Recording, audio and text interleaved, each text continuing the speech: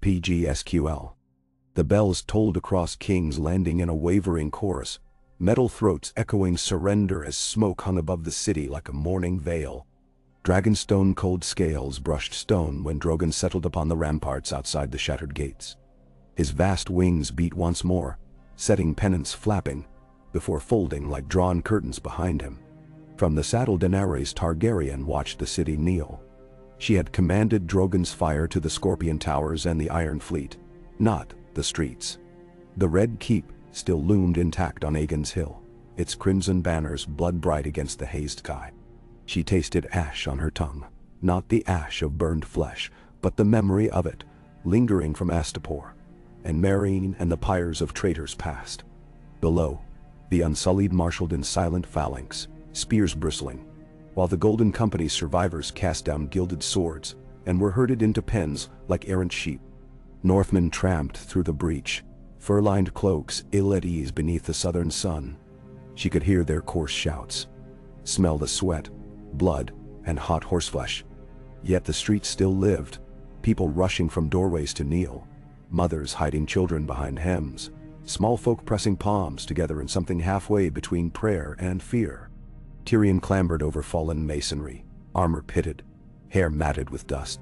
He looked up at her, blinking against the sun. "They have surrendered," he called. "As you see, no bells ever rang so loudly." The silver bells at Meereen had sounded different, she recalled. Higher, hollower, mourning slaves and masters alike. These bells were lower, older, steeped in the Septon's hours and the small folks' toil. She glanced at the deep corridor between rooftops where fire might have run like water, where screams and flames might have joined the bells. That choice was hers. She had stayed her hand. Jon Snow rode hard through the press, long clawed his hip but red with no new blood. His gray mare snorted and stamped when Drogon flexed a talon. Jon dismounted, helm under his arm, dark curls plastered to his brow. Eyes the color of storm mists found hers. A relief lived there, raw, unhidden, as if he had held his breath for a fortnight, and only now dared exhale. "It's done," he said, voice rough. "King's Landing is yours." "Ours," she corrected inwardly, though she did not say it aloud. A queen should be gracious in victory, but the words snagged on memory. His birthright, her destiny, their converging lines. Instead, she guided Drogon lower. When his clawed forefoot met the gate tower, the stone cracked like old bone. She leapt to the battlement beside Jon, her silver braids whipping in the warm wind. "The city lives," Jon said. "For now," Grey Worm answered, ascending the stair behind them, his face as unyielding as the spear he carried. "But Lannister men still hold the Red Keep. Cersei yet defies your grace." "And distinctly." Daenerys turned her gaze up the hill. 7 gods in their sept had sworn before the city to watch the realm, yet 7 had never watched her. She felt their carved eyes judging from shattered windows, imagining her an invading dragon come to devour. Let them judge, she thought, so long as they fear. But fear was not what she wanted now. Not wholly. "She will yield," Daenerys said. "Cersei has lost everything. Even lions know when the hunt is over." Tyrion snorted. "You suppose so? My sister would rather see the city salt and cinder than kneel." "Menison." "The city is not hers to burn," Daenerys said, tasting iron. "Nor mine to burn in spite. I will not follow her path." The dwarf studied her, eyes shaded by cracked visor. He had feared this moment, she realized. Feared the dragon's flame unleashed upon innocence, as so many counselors had, as Jon had. And perhaps she had feared it too. But she felt the thrum of Drogon's heart through the stones, and knew the fire inside her could be bridled, though it always raged. "You will ride with me," she told Tyrion. "Present the terms." "Bite." "May?" He touched a gauntlet to his chest, incredulous. "You are Hand of the Queen." His shoulders sagged. "A title I may not deserve, yet I will earn it anew." "Rodin." They advanced through streets littered with fallen masonry and twisted wagon wheels. Dothraki outriders cantered ahead, sending civilians scurrying into doorways. The horde's ululating cheers were subdued, as if unsure whether a city left unburnt constituted victory. Daenerys rode astride a pale gelding, Drogon cruising above, like a shadow without sun. Jon ranged to her left, his cloak half torn, eyes wary. They passed the charred carcass of a scorpion bolt thrower, its wood blackened, the iron sinew melted by dragon flame. Lannister shields lay strewn nearby, crimson enamel scorched to dull rust. A girl knelt beside a toppled cart of oranges, collecting unburst fruit in trembling hands. The queen reined in. "Go to the Grey Harbor," she told passing unsullied commander. "Establish a field of relief by the docks, bread and water for those in need." The commander struck fist to chest and marched away. Jon regarded her sidelong. "They'll remember that." She forced a small smile.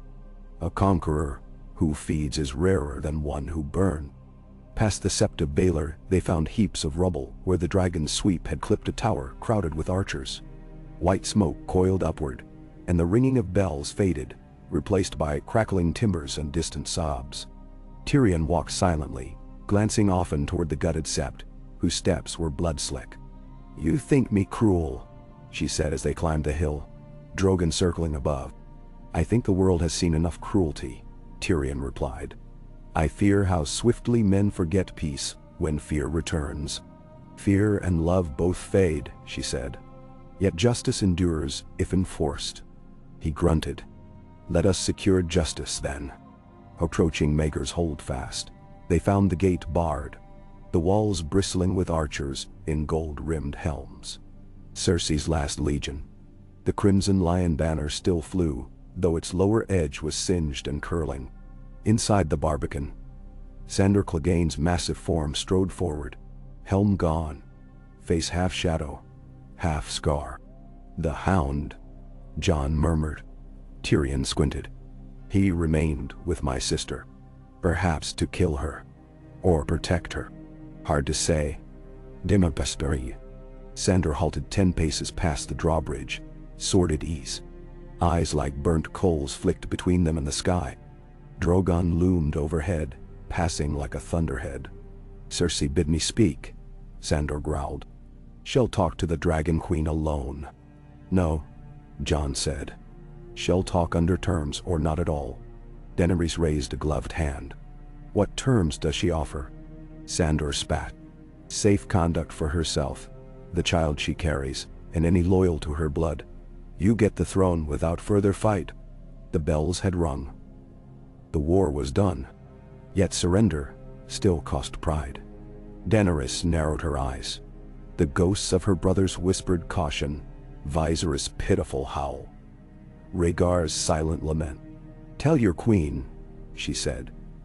"Her terms are granted if she kneels and names me rightful queen of the 7 kingdoms." Sandor's lip curled. Never seen Cersei kneel to anyone. "Then she may die standing." Tyrion's beard twitched, but he held his peace. The Hound turned, strides heavy, vanishing through the gate. Silence pooled. Banners stirred in uneasy breezes. Within, the remnants of the Lannister host muttered among themselves. Drogon descended onto the outer yard, talons gouging slate. His throaty rumble thrummed through the stones. The archers atop the wall glanced nervously, bows lowering. "Fear," Daenerys noted. Yet fear offered leverage. Moments dragged like chains.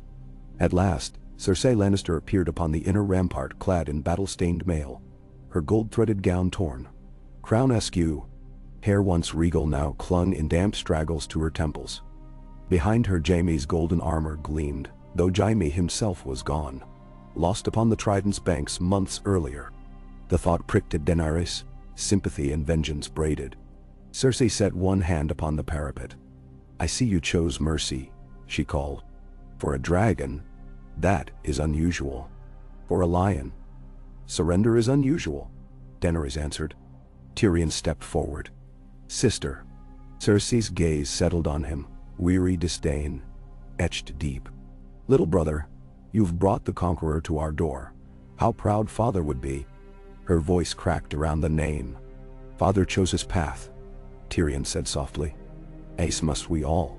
Cersei's eyes flicked to Drogon, to the Unsullied, to the Northmen massing. You demand I kneel. Would you kneel, Dragon Queen, if the choice were reversed? I knelt in Astapor, in Meereen, before the oppressed. I would kneel again for peace, Daenerys replied. But this is not reversed. Bend the knee, acknowledge my rule, and I promise the child in your womb a life unharmed. A hush settled. Even the wind seemed to pause. Jon watched Cersei, his jaw hard. Grey Worm's knuckles whitened on his spear. Cersei glanced down to her belly, slight swell beneath chainmail. She laid a hand over it, then straightened. Slowly, she removed the crown of the 7 kingdoms and held it before her, sunlight glinting on rubies darker than fresh blood. Her knuckles went white around the circlet. Then, to collective gasp, she lowered herself to her knees behind the parapet. I yield King's Landing, she said, voice low but clear. I name Daenerys Stormborn, Queen of the Andals, the Rhoynar, and the First Men, Protector of the Realm. The city exhaled. Some archers dropped bows entirely. Others knelt. Word spread like flame in dry grass. Knees touched cobblestone as if by unseen hand. The Red Keep's crimson sigils sagged on their masts. A silver and red banner was already rising by the Tower of the Hand. Tyrion closed his eyes, a tremor passing through him. Jon released a breath he must have held since the mud of Winterfell.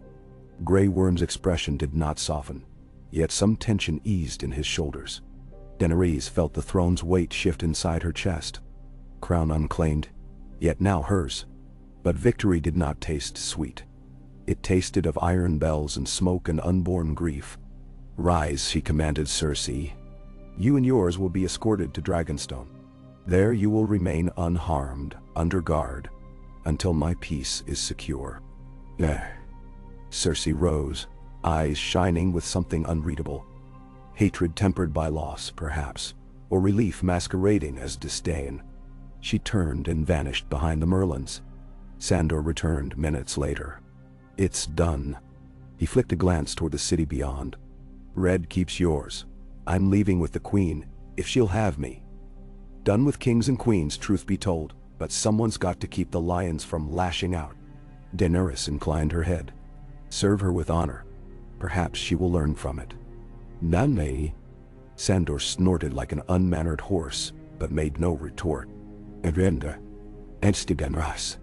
That evening, the Red Keep's great hall breathed with cautious anticipation.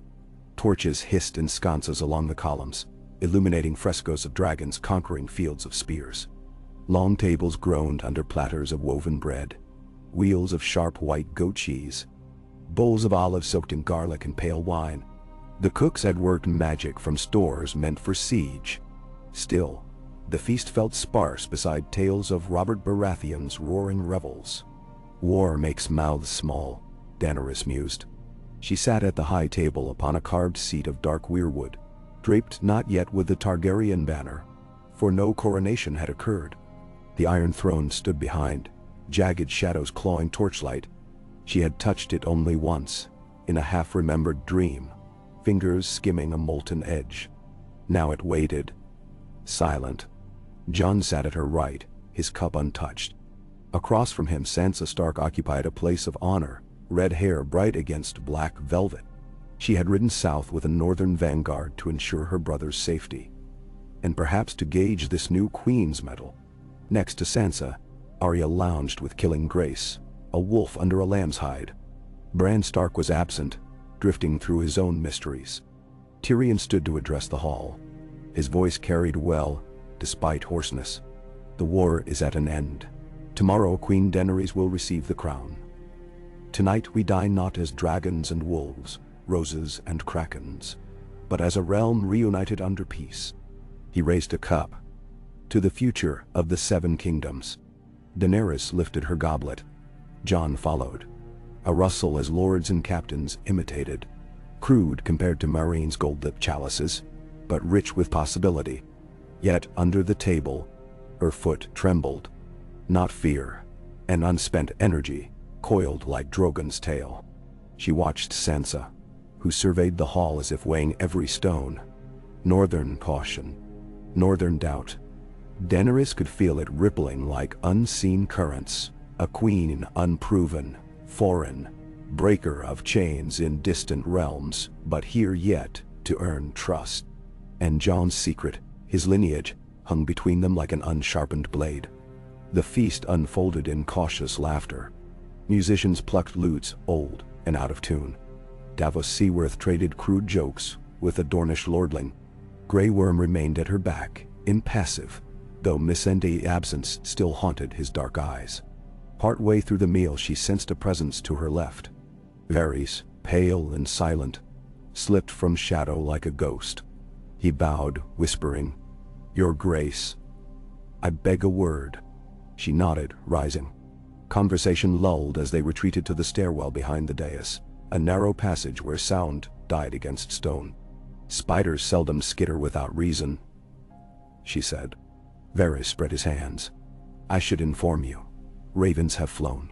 Lords in the Reach already hail your mercy, praising your restraint.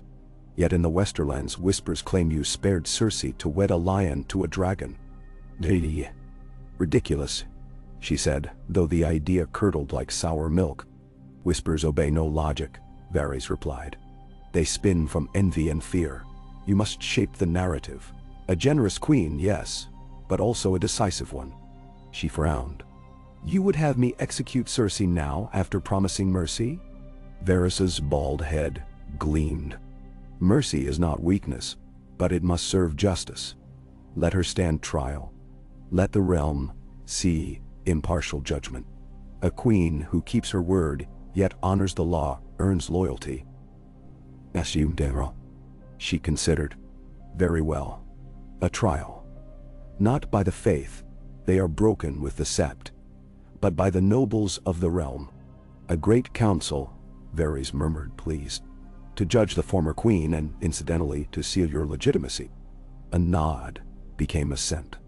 "Make the preparations." Kunar. Moonrise etched silver onto the Blackwater Bay. Daenerys walked the ramparts alone, Drogon coiled atop the Tower of the Hand. His eye, ember red, tracked fishing skiffs, bobbing like fireflies on the dark water. The air smelled of tides and char. Seabirds circled the charred hulks of Euron's ships, now crow-rusted carcasses. Footsteps approached soft as dust. Jon emerged from the stairwell, cloak swishing. He leaned on the Merlon beside her, looking out over the bay. "Could hardly breathe in there," he said. "Too many eyes." She brushed wind-blown hair from her face. "Eyes that will watch us always. We must become accustomed," he grunted. "Accustomed to being weighed like coin on a scale." She traced a finger along the rough stone. "I spared the city, but they see what they wish." "None?" "I see you," Jon said. "That is enough for me." His words warmed her more than the humid night. Yet between them still hung the specter of his name, Aegon. She had not spoken of it since Dragonstone. Tonight the absence pressed. "Your sisters mistrust me," she said. "They mistrust everyone," he answered. "The North remembers. They bled for every king and queen, and dragons are hard to forget since Harrenhal. So I must win them as I won Meereen. With justice, with mercy, with time," Jon said. He shifted, as if feeling armor he no longer wore. "But time also breeds plots. Be wary." She met his eyes. Stark eyes, yet Targaryen blood. "Will you stand with me? Not for an hour or a battle, but for tomorrow, and the day after, and every uncertain day." His mouth parted. He looked away, toward a barge drifting under moonlight. The silence stretched. "I pledged myself to you," he said finally. "Nothing's changed that." Yet something had changed. She felt it in the breath between words, in the way he did not reach for her hand. She touched his arm. "I have chosen mercy once. I do not intend to choose it always." "Done." "I know," he said. The night wind pressed tattoos of chill against her skin. She stepped closer. "When the crown is mine, I will need those who speak truth. Even when truth pains me. I will," he promised, low. "Always." She wanted his kiss then, but restraint held her. The realm watched. Rumors soared faster than ravens. Instead, she pressed gloved fingers to his, and lingered just long enough for warmth to pass. "When wow." Dawn broke on the day of coronation. Clouds fled westward, revealing a sky the color of pale fire. Queen Rhaella's gown had been found among the vaults, black velvet embroidered with rubies arranged as three-headed dragons breathing flame. The fit was near perfect. Daenerys stood before a mirror in the maiden vault while handmaidens fastened hooks. Sansa entered unannounced, rustling silk echoing. The Stark lady's eyes traced the gown's crimson threads. Her face betrayed little. "You look every inch a queen," Sansa said. "It is a borrowed inch," Daenerys replied. "Handed down by ghosts." Sansa's lips quirked, acknowledgement of shared burdens. "Ghosts judge more softly than the living." Daenerys motioned the maids away. "You wish to speak freely. Do so." Sansa lifted her chin. "The North fought for independence. Robb declared it. Jon fought to defend it. The Northerners died by the thousands under your banners at Winterfell. They fear another Southern ruler who forgets their sacrifices. What do you propose?" "A pledge," Sansa said. "Honor their autonomy. Let the North rule itself. Sworn to your crown, but free to choose its own lord." The idea pricked. To break the wheel yet forge a new one, with spokes independent. Westeros was fractious. Liberty in one realm invited rebellion in others. Yet she remembered the field of ice, the whites swarming, the Northmen dying while her dragons soared. "You speak for your people?" "I do," Sansa said. "Jon's honor could bend, but his people's will may not." Daenerys studied the woman before her. Flaxen skin, fire hair, eyes like blue glass over hidden steel. They might have been rivals once, but perhaps they could be more. "After my coronation," Daenerys said at length, "I will convene the lords of each kingdom to discuss a new pact of governance. The North's claim will be heard. I will not promise, but I will listen." "Down under." Sansa inclined her head, a measured victory. "You mean to crown Bran?" Daenerys guessed. "Perhaps," Sansa said, the corner of her mouth turning. "Hey, sees farther than most." The conversation ended with polite nods, but the vow lingered like ink on fresh parchment. Gaho. The dragon pit housed the coronation. Broken arches framed a sky the color of summer steel, banners flapping from rebuilt scaffolds. Lords filled tiered benches. Glover, Royce, Tarly, Bar Emmon, Celtigar, Hightower, an uneasy tapestry of power. Dornish cloaks of orange and red brightened the gray stones. The Reach lords wore sprigs of apple blossom on breastplates, signaling the harvest of new rule. At the pit's heart, the Maester of King's Landing stood with a heavy book bound in pale leather. The Chronicle of Kings, pages awaiting new ink. Beside him, Tyrion held a slender circlet wrought of Valyrian steel and inlaid with rubies. Not the iron stag of Robert, nor the golden lion of Joffrey, but a crown reminiscent of Aegon the Conqueror's, simpler, fiercer. Daenerys approached along a carpet of woven green, recalling fields she had never seen. The hush deepened. She sensed thousands of eyes. Hope, worship, loathing, awe. Drogon perched on the broken outer wall, head low, black wings rustling. His presence made the pit feel smaller, as if the past itself watched. The Maester raised his voice. "Daenerys Stormborn of House Targaryen, do you swear to uphold the laws and customs of the realm?" "I swear," she answered, voice ringing. "Do you swear justice to the small folk, defense of the realm, and mercy to the innocent?" Images flickered. A child's burnt bones in Meereen, slaves freed behind her banners, Astapora's masters crucified. Mercy could be sword or balm. "I swear." Tyrion lifted the crown. "With fire and blood they entered this world. Let them leave it changed." He placed the circlet upon her brow. The metal was cool, heavy, biting slightly into scalp. "All hail Daenerys of House Targaryen, first of her name," the Maester proclaimed. "Queen of the Andals, the Rhoynar, and the First Men. Protector of the realm." A roar followed, uneven, echoing, yet vast enough to stir dust from ancient stone. In that roar she heard wolves and roses, krakens and lions, sunspears and falcons, all voices bound to hers. Drogon bellowed above. flame licking the sky in a ribbon of gold and red. She turned slowly, letting the weight settle.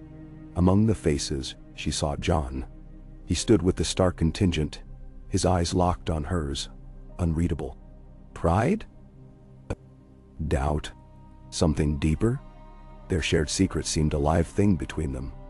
The crowd quieted as Daenerys raised a hand. Today begins a new dawn. Some called me foreign. Yet I was born on Dragonstone's shores, heir to a realm I never saw until war thrust me here. I burned tyrants, freed slaves, crossed seas.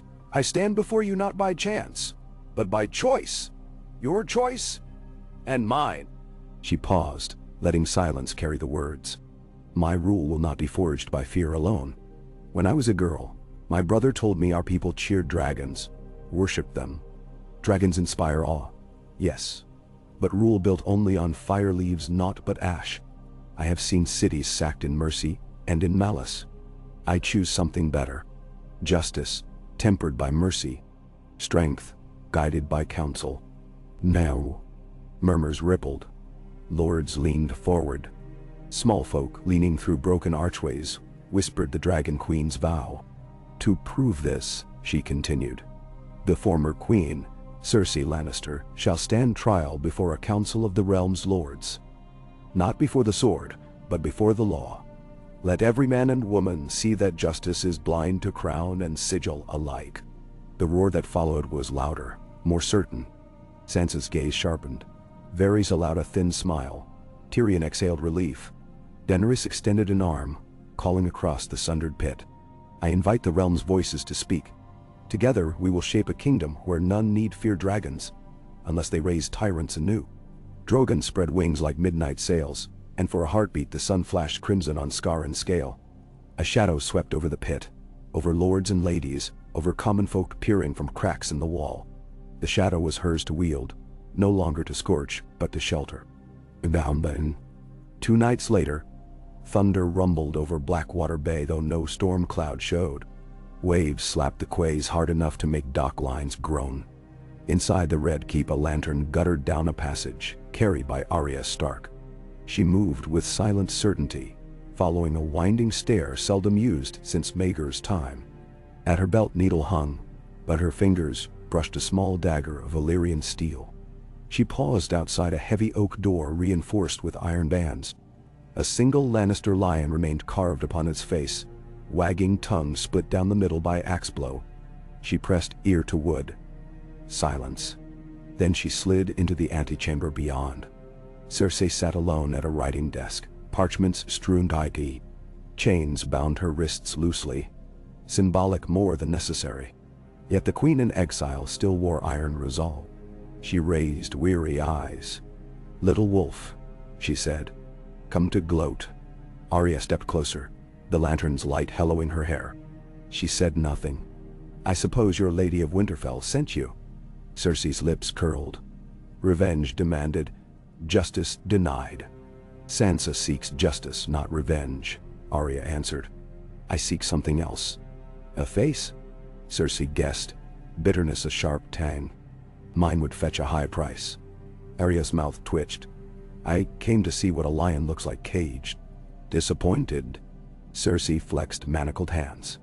I've been caged before. Crows feast on cages. Arya's eyes flicked to the parchment. Ink splatters formed crooked constellations. Writing last, please. Last lessons, Cersei said. A mother teaches even in defeat. Arya approached. Letters to your child you'll never meet. A wince flickered across Cersei's features. Cruel child, she whispered. You were always cruel, even when your father sang of you. My father died because of you, Arya said, voice low. Yet I didn't come to kill you. No? If I did, I wouldn't use words first. Cersei considered that, then laughed, brittle. I mislike this new queen's mercy. It drags shame into the light, forces one to live with it. Better a quick blade. Perhaps, Arya said. She leaned closer, candle glow dancing on sharp cheekbones. But she won't let you die quick, and maybe that's worse. Across the city, Davos Seaworth shuffled parchments in the council chamber. Tyrion paced, frowning, while Varys penned neat columns of expenditures. Jon stood by the window, watching gulls fight over scraps in the water below. "If the realm is to feed King's Landing through winter," Davos said, "we'll need grain from the Reach and fish from the Westerland's coast." Tyrion stopped pacing. "The Lannister fleets are cinders. We may have to purchase ships from Braavos." "With what coin?" Varys inquired. "The crown's coffers hold less gold than the Iron Bank's patience." Jon turned. "The North can send grain." "With winter near? Brave," Davos muttered. "We survived the long night together," Jon said. "We can share with the South." Tyrion nodded. A symbolic gesture, one that might thaw relations quicker than any speech. Varys dipped quill. "I'll draft the royal decree." Jon glanced beyond the window. From here, he could see only a sliver of the dragon pit's broken dome. Dragons once roamed within. Now politics nested there, no less fearsome. He wondered if Daenerys felt imprisoned by expectation as Cersei did by chains. "Gicha." In the royal solar, Daenerys reclined near a brazier, parchment littering the table. Reports of plague in Flea Bottom, disputes over Blackwater Rush fishing rights, petitions for justice from Riverland's villages razed by war. She rubbed temples, wishing for Missandei's calm voice to parse complaints. The door opened. Tyrion entered, bowing. "Your Grace," he said. "News from Highgarden. Lord Willis Tyrell offers to host the council judging Cersei as neutral ground." "Highgarden is fertile," Daenerys mused. "A symbol of renewal. Also far from your dragons," Tyrion added dryly, "which may comfort anxious lords." "And risk my safety," she countered. "Hence the Unsullied." She traced a fingertip along the edge of a map. "Send word accepting. But before we travel, King's Landing must stand on its feet." Tyrion approached. "Food shipments are arranged. The North will aid." She looked up, surprised. "Jon offered that?" "He did," Tyrion confirmed. "A generous, if costly, gesture." Daenerys' heart warmed. "He never forgets duty." "Nor love," the dwarf said softly. Then he coughed. "But love complicates thrones. Your claim is now secure." Yet whispers of his lineage spread already. She stiffened. "Let them whisper." Tyrion hesitated. "Some say a Stark with a Targaryen name might placate North and South both." Her gaze sharpened. "You counsel me to wed him? I caution you that the realm seeks symbols. A marriage could bind more surely than treaties." "And place his claim beside mine," she said. "Two dragons in one lair." Tyrion bowed low. "I offer possibilities, not pressure." He withdrew, leaving the parchments and their ceaseless inked pleading. Daenerys stood and crossed to the balcony. Sunlight pooled on cracked rooftops, gilding the broken city. Smoke still rose in thin plumes, where embers smoldered under the rubble. Yet, blackened chimneys also puffed cooking fires. Life returning like tentatively sprouting shoots after wildfire. Drogon soared, a streak of darkness against a bright sky. He chased gulls lazily, letting their cries echo. The city flinched less now at his shadow. In time, perhaps, they would lift eyes in wonder, not dread. She laid a hand on the balcony's warm stone. The Iron Throne awaited. Behind it lay her father's ghosts, her brother's mad dreams. Before it lay a realm fragile as eggshell. She had chosen not to break that shell with fire. Now she must nurture what hatched. A faint breeze carried scents of smoke, sea, and bread. Bells no longer rang, yet their echo remained in her bones. Bells of surrender, bells of mercy, bells warning a queen against the conflagration within. She breathed deep, tasting promise. And in that breath, she felt the first flicker of something like peace. Kai, Ka, P-G-S-Q-L. The morning after, the coronation dawned perfect and windless, as if the gods meant to hold the city in a single fragile breath. From the high tower where the Hands Chambers overlooked the ruined sprawl, King's Landing seemed stupefied. Chimneys exhaled faint ribbons, market stalls sprouted like timid seedlings along the gutters, and gulls wheeled in lazy spirals over the charred ribs of the Iron Fleet. Daenerys stood at the balcony rail in her nightrobe of dove-gray silk, a document clutched in her hand. It was the third petition for grain she had signed before breaking fast, yet each seal she pressed felt heavier than the last. She imagined the wax cooling into iron around her wrists. Behind her, the chamber's tall shutters creaked. Tyrion stepped through with a flagon and 2 cups balanced in one hand. "Small beer," he announced. "The master vintners swear it will cure royal melancholy." "Let us test their honesty." She managed half a smile. "So early?" "Early is relative when ravens carry rumors faster than the sun rises." He poured. "Word of your mercy has sailed up every river." Half the lords cheer, the other half sharpen quills to tally grievances. He offered her a cup. "Drink before they drink you." She sipped. The beer was thin, but cool. Tyrion waited, studying her face. They had learned each other's silences by now, and he knew this one meant frustration thrumming just beneath the calm. "Cersei?" he guessed. "No," she said. "Not only. I dreamed of Drogon's shadow smothering the city. Even in victory it hunts me. Dreams remind dragons they remain mortal." Tyrion settled on a stool, legs dangling. "So do councils. A reminder. The Westerlands and Riverlands envoys arrive within the hour. They will test your resolve on rebuilding the burn-scorched grain stores along the Blackwater. Then, let them test," she said, though reluctance tugged at the words. "I'll meet them in the solar." Tyrion rose. "Leave them to me first. A dwarf's height makes lords overreach, easier to tug them back down." He gathered the empty cups. "You should walk the city. Let them see a queen with dust on her boots." She nodded. When the door shut behind him, she exhaled, slow and deliberate. A rider easing a restless mount. Papers still lay in stacks upon the cedar table. Dock permits, orphan ledgers, brickmakers' quotas. She set them aside, donned riding leathers, tucked her hair beneath a shawl, and slipped out unnoticed, but for 2 silent, unsullied shadows. The street smelled of wet cinders, salt and bread yeast. Vendors hawked limp greens from wicker baskets. A fortune teller shook bones in a cracked cup, announcing futures that sounded suspiciously alike.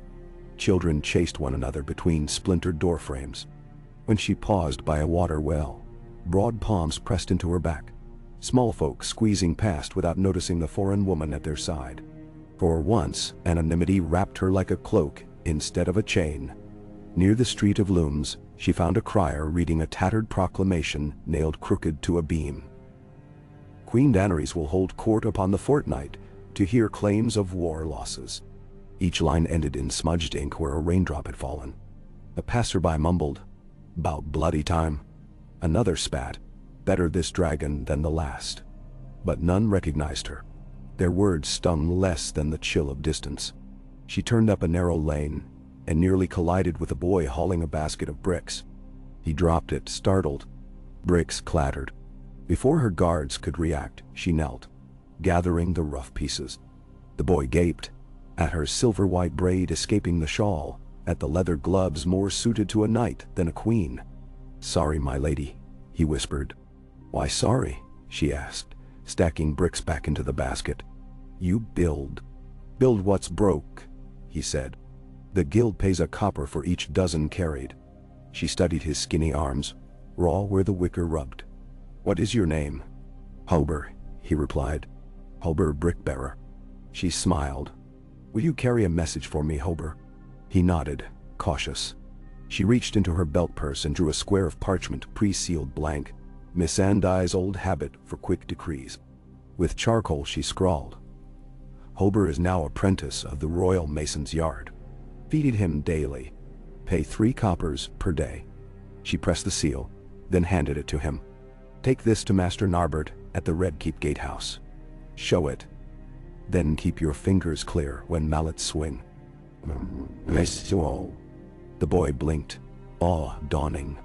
"You're her." He dropped to a knee. She lifted him to his feet. "No bending today, only building." She tucked the paper into his hand and watched him run until his ragged boots vanished around a corner. Dust clung to her gloves. Swiping them clean, she resumed her walk. At a seamstress stall, a woman whispered to her neighbor, "Dragon Queen spares the streets." "How long till the dragons want feeding?" The neighbor shrugged. Behind them, a chalk drawing of Cersei's lion had been defaced, whiskers replaced by broken chains, a crude dragon's head looming above. Fear and hope battled on every brick like frost and thaw. That evening, after hours of listening to grain brokers and wrangling territory boundaries between the Frey's ragged cousins and the Tallhearts, she found herself alone in the small library of Maegor's Holdfast.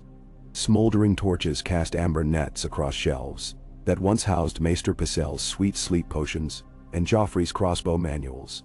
Now they held weather-stained maps. She traced a route from King's Landing to Highgarden, following the Mander's curves like veins. 50 leagues of farmland lay waterlogged after last month's flood. She marked them with a red dot. The door groaned. Jon stepped inside, cloak damp with drizzle. His hair curled against cheeks reddened by night air. For a long moment, they regarded one another without words. The humming between them felt louder than any bell. She spoke first. "Tyrion says the northern grain reaches the docks tomorrow." He said softly. 4 ships. Fewer than promised, more than we could spare. Thank you. Your people may curse you for it. Femtuan. They already curse me, some of them. He shrugged. But fewer will starve here. He removed the cloak, draping it over a chair, then approached the map table.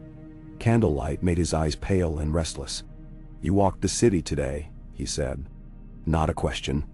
Her dusted boots betrayed her. "Yes. It reminded me why I spared it. And why fear alone will never hold it." He angled slightly, almost but not touching. "Fear will hold nothing worth keeping."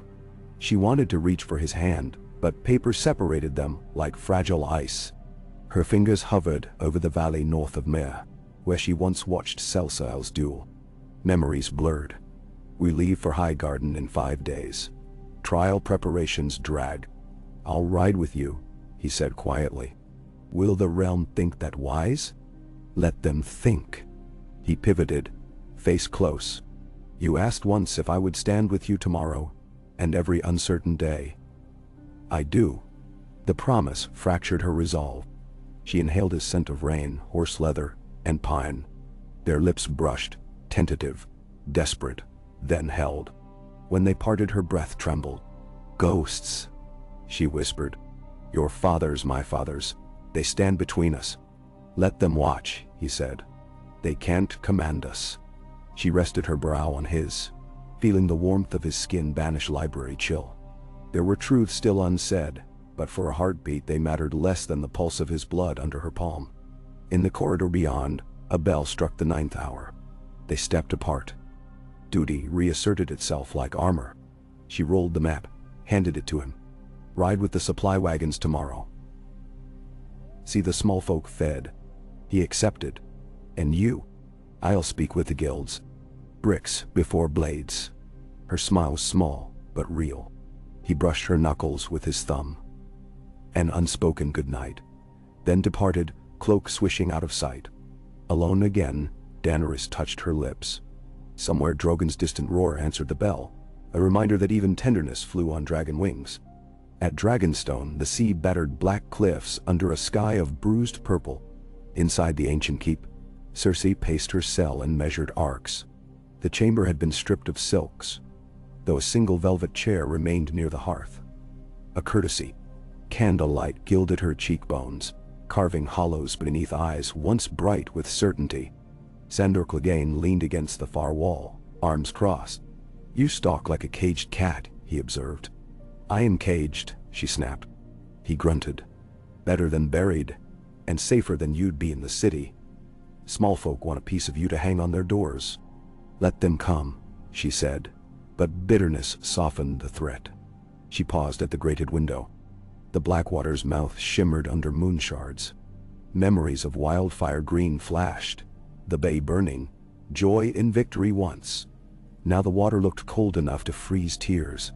Sandor poured watered wine into a clay cup and thrust it at her. "Drink. Brooding sours the blood." She accepted, sipping. "How many guards?" Enough, he said. 4 at the door, 2 below, 1 on the stairs. Me besides. And you're sure there's no one left who might rescue me? He scratched his beard. Rescue? Doubt it. Plenty who'd profit from your corpse, though. Her fingers tightened around the cup.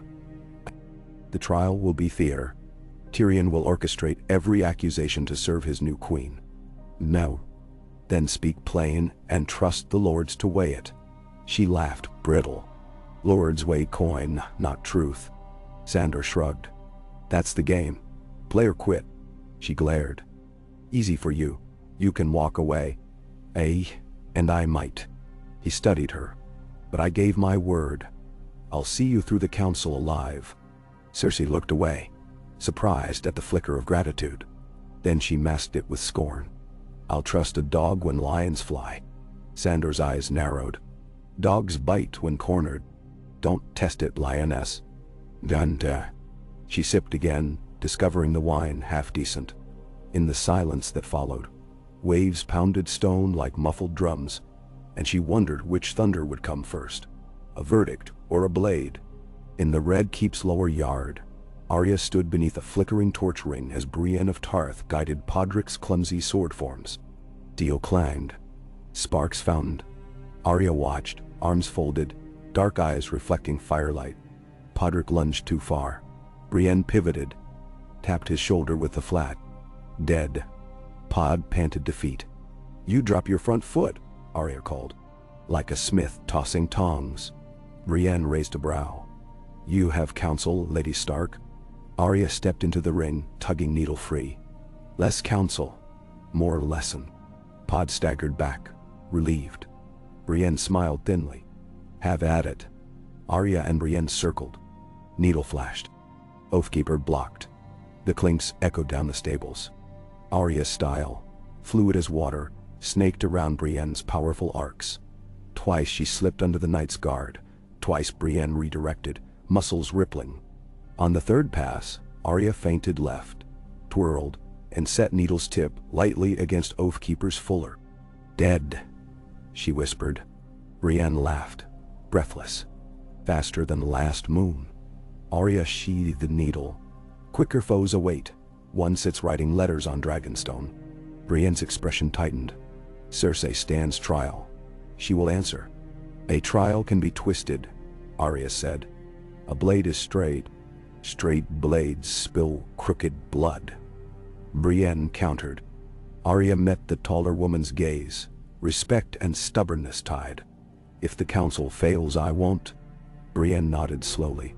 I would rather serve justice than vengeance, but I won't hinder you if justice dies. Arya's mouth curved. Then we understand each other. Leaves skittered across the yard. Above them, the castle's windows glittered like unsleeping eyes. 5 days later, the royal column wound south along the Roserad. Pennants snapped.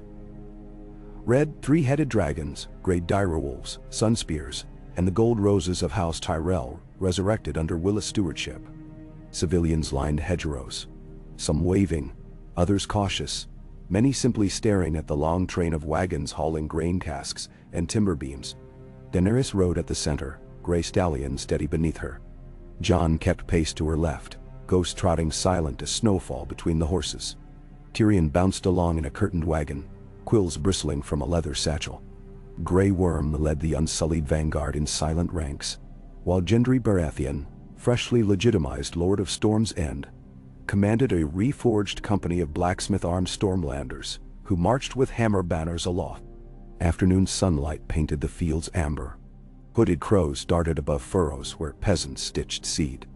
At a ford near Bitterbridge, a clutch of barefoot children approached the Queen's line, offering wildflowers. Daenerys dismounted, knelt, and accepted the bouquets. The children giggled, then fled as Unsullied appeared. She tucked petals into Drogon scale vambraces and rode on. That night, the host camped beneath the ruins of an old sept burned during the wars. Rains threatened but never fell. Instead, a silver mist drifted, muffling horses and men like ghosts.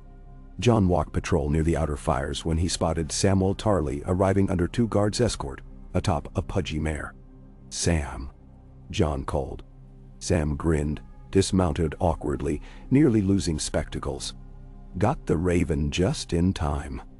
Old Town sent me to observe the council as an impartial maester. Jon clasped his friend's shoulders. Your counsel is never impartial to me. I'll try, Sam laughed. He glanced about, marveling at the unsullied camp order. Quite the sight. Think Cersei stands a chance before these lords? Jon exhaled. If truth counts for more than vengeance. He led Sam through camp to the Queen's pavilion. Inside, Daenerys sat with Sansa, Davos, Missandei's empty cushion between them a silent ache. They discussed river dredging near Maidenpool. When Jon introduced Sam, Daenerys rose, greeting him warmly. She recalled his hand in killing a White Walker. Maester Samwell, she said. Your knowledge is welcome. Sam bowed, eyes wide. Your Grace. She gestured to a map pinned with tiny wooden lions and dragons. You know Highgarden better than most. Which approach avoids swamp flooding? Sam considered, pointed along a tributary bypass. Choose the ridge west of the Bitterbridge Orchard. Solid ground, fewer midges. No. Davos grunted approval. Sansa traced notes. Jon watched Daenerys, how she listened, nodded, questioned, weaving suggestions into decisions. The woman who once stormed slavers' cities, now built alliances brick by quiet brick. Admiration mingled with something sharper, a yearning threaded with fear, that her burdens might smother her fire or bend it inward. Late that night, as campfires burned low, Tyrion and Varys walked the perimeter, cloaks drawn against damp. Varys' whispers carried just enough for Tyrion's ears. The Dornish delegation delays, the Spider reported. Rumor says they weigh supporting an independent Dorne if the North gains autonomy. Tyrion sighed. Fragmentation spreads faster than unity. Hence my concern, Varys said. The Queen's promises grow. Promises are debts in crowns. She will honor them or explain why she cannot. Either way, she remains honest. Honesty rarely feeds ambition, Varys murmured.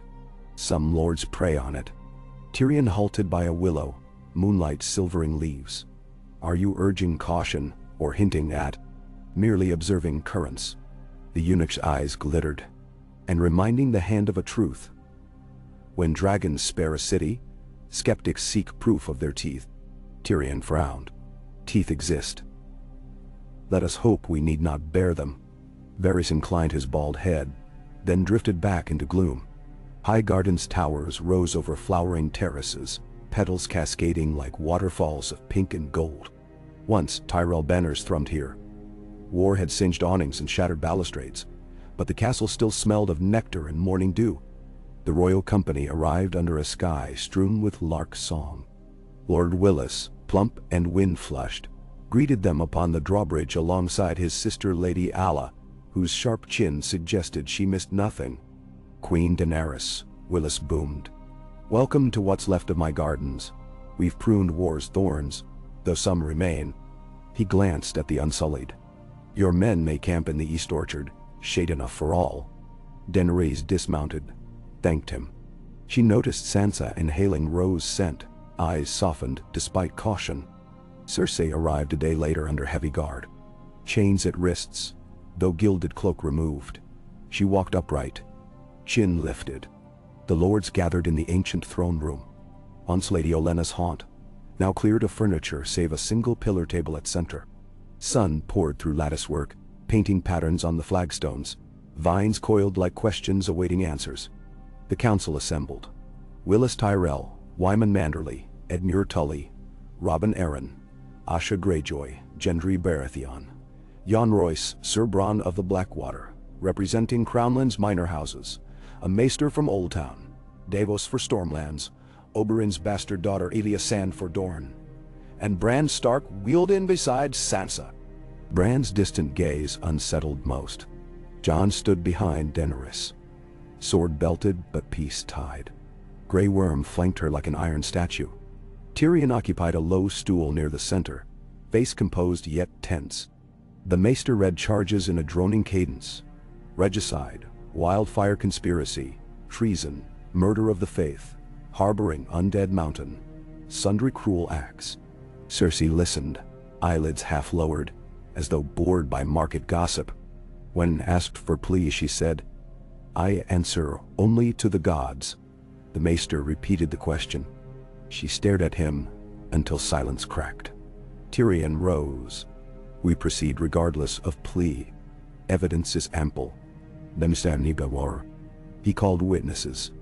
Lannister retainers testifying to caches of wildfire placed beneath streets. Septus describing the explosion that destroyed the Great Sept. A smith who forged the scorpion bolts aimed at dragons. Each told their tale. When the smith stammered, Cersei's golden stare flayed him until he spilled words like blood. Arya, cloaked among spectators, watched each moment, weighing whether a dagger might still speak clearer. On the second day, Tyrion called a surprise witness. Qyburn's former apprentice, timid woman named Brenna Dada. She described experiments upon prisoners, undeclared necromancy, Cersei's direct orders. Gasps rippled. Cersei's knuckles whitened around chair arms. Jon observed Daenerys. She remained outwardly impassive, but now and again her jaw set, as though each testimony rescorched old wounds. At dusk, Cersei demanded to speak. The council murmured. Daenerys inclined her head. Cersei stood. "You parade peasants and traitors," she began, voice steady. "But none speak of the contagion my rule contained. The faith militants' zeal, the Boltons' flaying, the Tyrells' intrigues." She swept a gaze. "I held this realm when others fled its ruin. I sacrificed children, my own and yours, to defend it, and I would again." Willis Tyrell bristled. Sansa's eyes hardened. Daenerys rose smoothly. "You burned innocents to cling to power. That is not defense." Cersei laughed, a brittle chime. "Tell me, Dragon Queen, how many ships burned at Slaver's Bay to birth your legend? How many died choking on ash before you deemed them free?" The words struck. Murmurs crescendoed. Tyrion stepped toward his sister, but Daenerys lifted a hand. "I did what war demanded," she said, voice cold. "But I learned. You did not." "No. You learned to keep the fire coiled," Cersei retorted. "But dragons remain dragons. Ask them, when winter hunger bites, if mercy is meat." She nodded toward Jon. "Even wolves gnaw marrow." Jon stiffened. Daenerys felt every gaze pivot, waiting for fracture. She steadied breathing. "Mercy and justice are not fangs. They are hands. I will wield them." Bran Stark's voice, soft yet resonant, cut through. "The past is written," he said. "But the ink dries when we choose differently." Silence followed. Chilled. Cersei's mouth curled.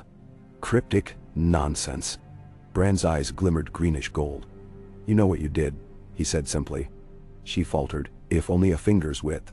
Then she sat, chains clinking. On the third morning, judgment. The lords conferred in a curtained alcove. Voices rose, fell. Varys moved between groups like a silent tide. Arya waited under arch, hand on dagger. Jon paced. Daenerys stood by a window, overlooking sculpture gardens, where irises bloomed in riot.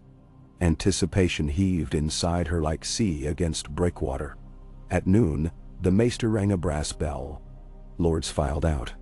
Wyman Manderley, chosen as spokesman, cleared his throat. "By witness and confession, we find Cersei Lannister guilty of crimes against the realm.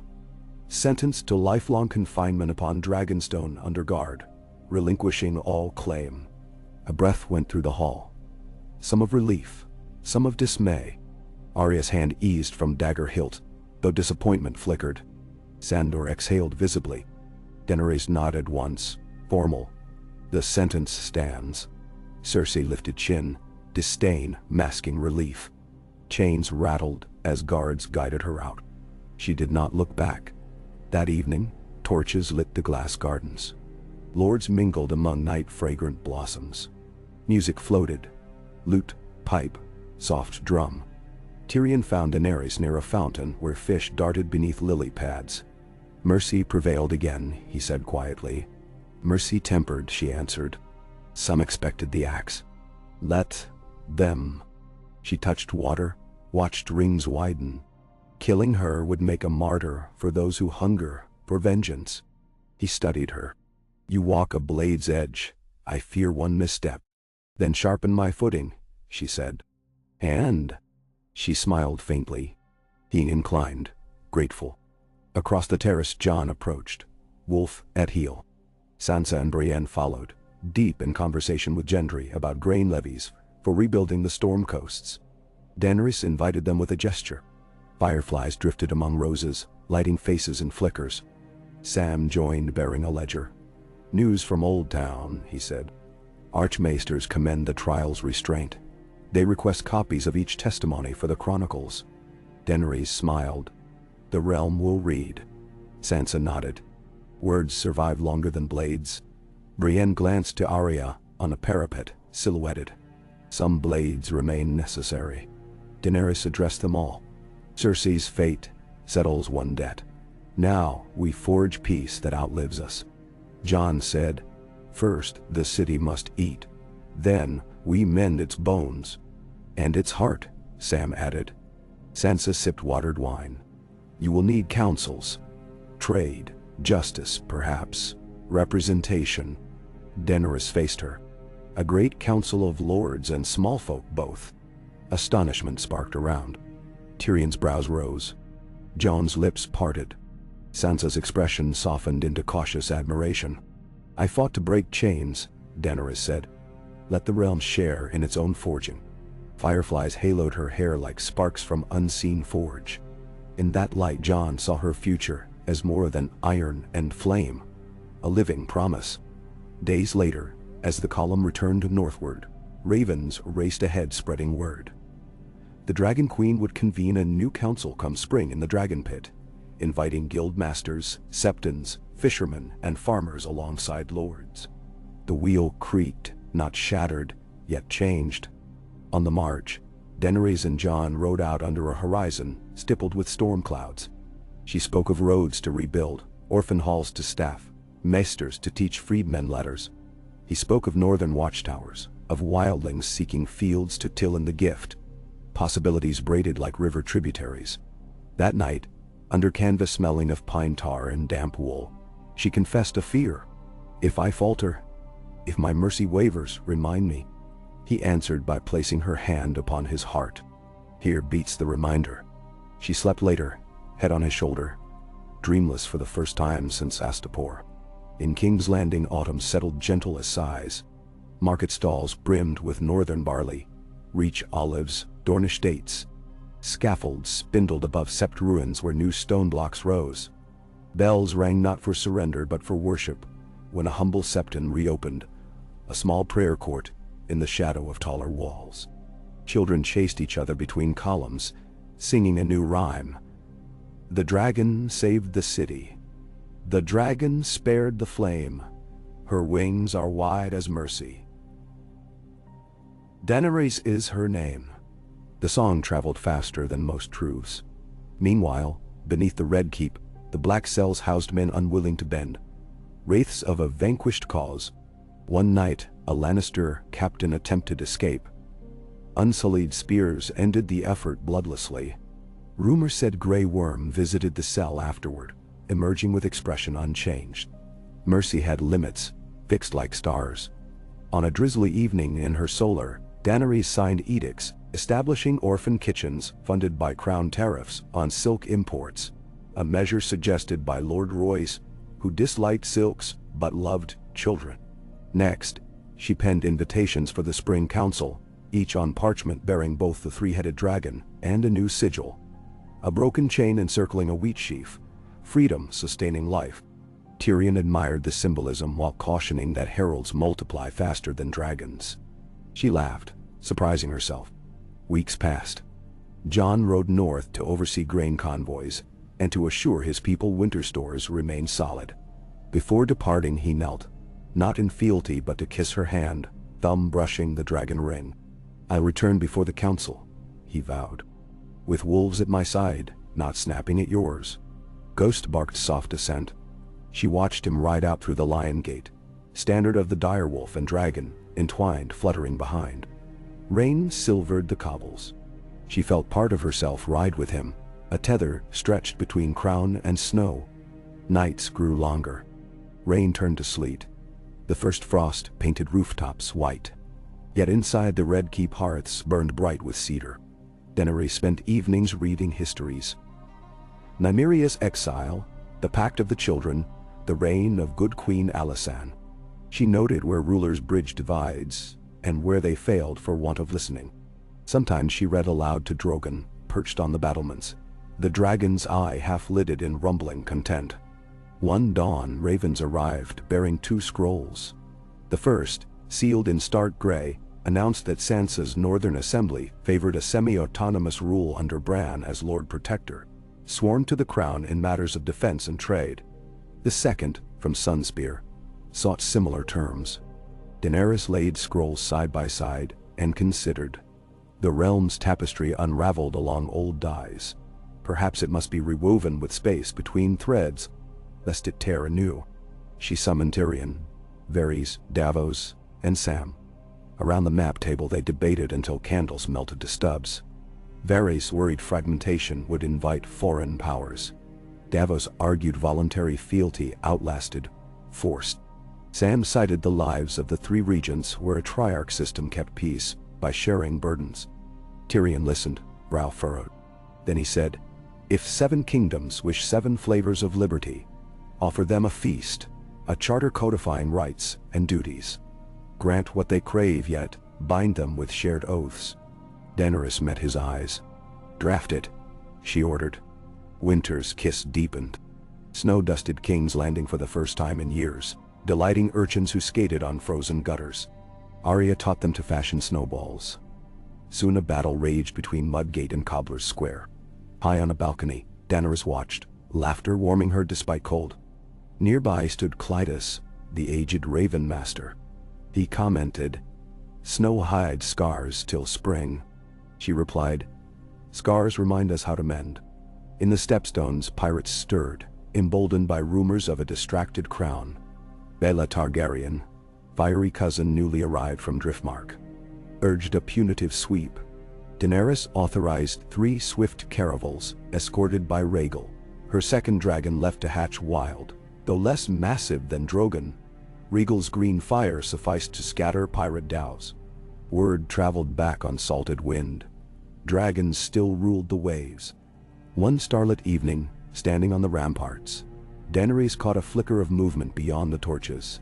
Melisandre, the Red Woman, materialized like a shadow-birthing light. She bowed. "Your Grace." Fires whispered your name far across the narrow sea. "They say the prince that was promised now walks beside the queen that chooses." Her eyes gleamed with fire's reflection. "The war for Dawn is over," Daenerys said. "Let us not birth more prophecy." "Prophecy lingers," Melisandre replied. "It speaks of a flame that must burn yet not consume." She looked toward the city. "You spared King's Landing, but fires still hunger." "Inni, I will feed them justice," Daenerys said. The Red Priestess smiled. "Justice is a slow feast." She turned away, cloak billowing like smoke, and vanished down the stair. Winter's solstice arrived with a violet sunset. Jon returned, beard rimed with frost, eyes bright at the sight of torchlit towers. He stood before the throne, bowed, then drew forth a carved box of heart tree wood. Inside lay a circlet of weirwood and dragonglass braided together. "For you," he said, offering.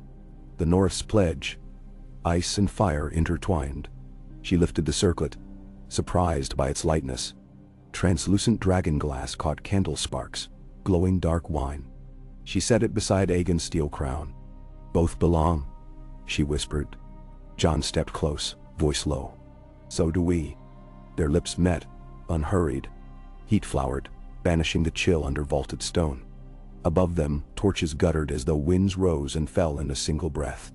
Neither noticed Varys observing from gallery shadows, expression unreadable. The council convened at midwinter. Hundreds packed the dragon pit. Nobles, tradesmen, fisherwives, even a dented potter from Flea Bottom clutching a cracked clay vessel as symbol of his guild. High in galleries perched maesters scribbling. Amid murmured expectation, Daenerys entered, flanked by Jon and Tyrion. She wore a cloak of white fur over black velvet, the new circlet gleaming subtle blue. The sight drew gasps, a queen of fire garbed in snow. She began. "I ask not for silence but for voices. The realm will not be ruled by fear's hush." One by one, speakers rose. A Reach farmer petitioned for road patrols to curb bandits. A Dornish envoy argued for open ports free from Lannister tariffs. A northern washerwoman proposed a tax on noble hunts to fund widows' pensions. Laughter greeted her audacity until Daenerys silenced it with a raised hand and bade the scribes record every word. The session stretched hour upon hour, interrupted only when Drogon, roosting upon the outer wall, roared at passing crows. Yet no one fled. They leaned forward, hungry to be heard. At dusk torches ringed the pit, and still voices echoed, weaving a tapestry of hopes and scars. On the third day the Great Charter was read aloud. Realms bound in mutual defense. Each kingdom granted right to internal governance. Small folks' rights to petition enshrined. Slavery banished forever. Faiths free to worship. Lords bound to fund orphanages in proportion to harvest yields. Dragons restricted from indiscriminate flight over cities. A hush fell at that last clause until Daenerys nodded solemn approval. Finally, Tyrion proclaimed a new feast day, Bell Day, marking the surrender without slaughter. Each year on that day, the realm would share bread freely, reminding all of mercy's cost. The pit erupted in cheers. Snow drifted through broken dome, swirling with torch sparks. Jon rested hand on her shoulder. She covered it with hers. For an instant, she felt the wheel shift beneath them, not broken, but remade. That night, high above the city, Daenerys and Jon stood on the battlements. He traced frost patterns on the parapet with gloved finger. "They followed because you listened," he said. "I may fail yet," she answered. "Then fail while listening." He smiled. She leaned into him, cheek against rough cloak. Below, lamplight spider-webbed crooked streets. She remembered the boy Hober, and wondered if his bricks now shaped a wall somewhere. One life mended, one stone at a time. Drogon glided overhead, wings beating slow. He landed beyond, curling tail around tower base, and closed his red eye. Peace, for now, lulled even dragons. Jon said, "Do you hear it?" She listened. Distant laughter, hammers on scaffold, the hum of a city breathing not in terror but in hope. Bells slumbered silent. The Queen of Dragons inhaled cold air that tasted of wood smoke and snow, and found no ash upon her tongue. KK. Ravens rose over High Garden's ramparts, their black wings flashing in the cold sunlight, as if bearing fragments of the Queen's new charter to every far-flung corner of Westeros. Daenerys watched from the window of the Lord Solar, one hand clasped over the braided circlet of dragon glass and weirwood at her brow, the other steady on the windowsill. The city below shimmered with frost, its gardens, wounded but determined, bristled with stubborn winter roses. Snow had not lingered long. Already, green shoots broke through, undaunted. She envied the certainty of plants. They did not hesitate, did not pause to weigh what was lost, and what might be gained. Behind her, Tyrion and Sansa debated over a ledger marked with the new council's demands. Tyrion's quill scratched in short, sharp bursts. The Reach has pledged grain for 5 years, but the Dornish want salt tariffs halved and an end to Lord Tarley's claim on the Will estate. Wyman Manderley wants naval subsidies, or else the North ports remain closed come spring. Sansa's eyes flashed. Dorne must yield something in return. I will not have House Stark's trade at the mercy of southern whims. Tell them the North will supply timber for ships if the Manderleys get their subsidies, but only if Dorne offers 3 months' stores of lemons and pomegranates each autumn. Tyrion's brows arched. Negotiations by fruit basket. My father would have despised you. He would have despised all of this, Sansa replied, lips curling. And so much the better. Daenerys half listened. Since the Great Charter had been read, and the trial of Cersei concluded, she had lived in a state of unending tension, Relief braided with a sense that every step forward could crack the world open once more. The trial haunted her in flashes. The look in Cersei's eyes, pride corroded to iron defiance, Arya's impassive mask as justice was served without a blade, Bran's cryptic blessing. No one was entirely satisfied, and for that she was grateful. Peace felt real only when it demanded sacrifice.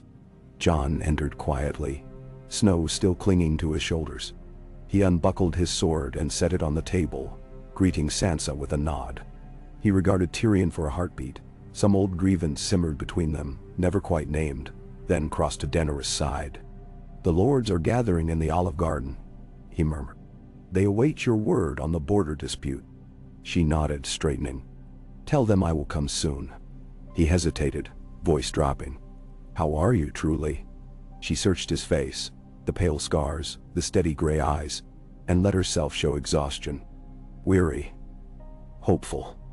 Afraid sometimes." His hand found hers. "That's what it means to rule." He leaned in, brushing her cheek with his lips, the gesture unseen by all but the flickering fire in the hearth. "You were not alone."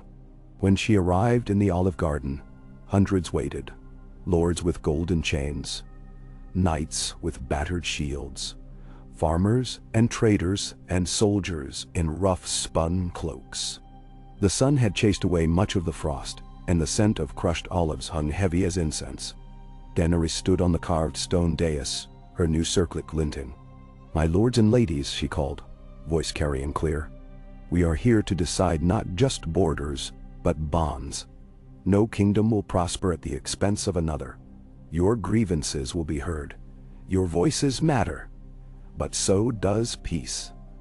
I will hear arguments, and then I will judge."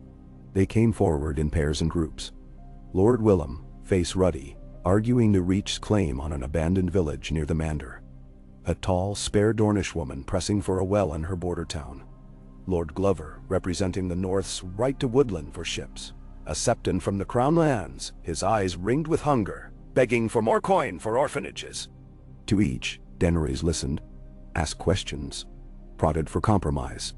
Tyrion and Sansa mediated, Davos lending a gruff common sense that soothed tempers. Arya watched from the shadow of an old olive tree, alert to dangers unseen.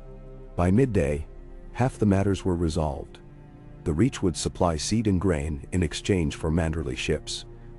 Dorne would share water engineering secrets in return for timber.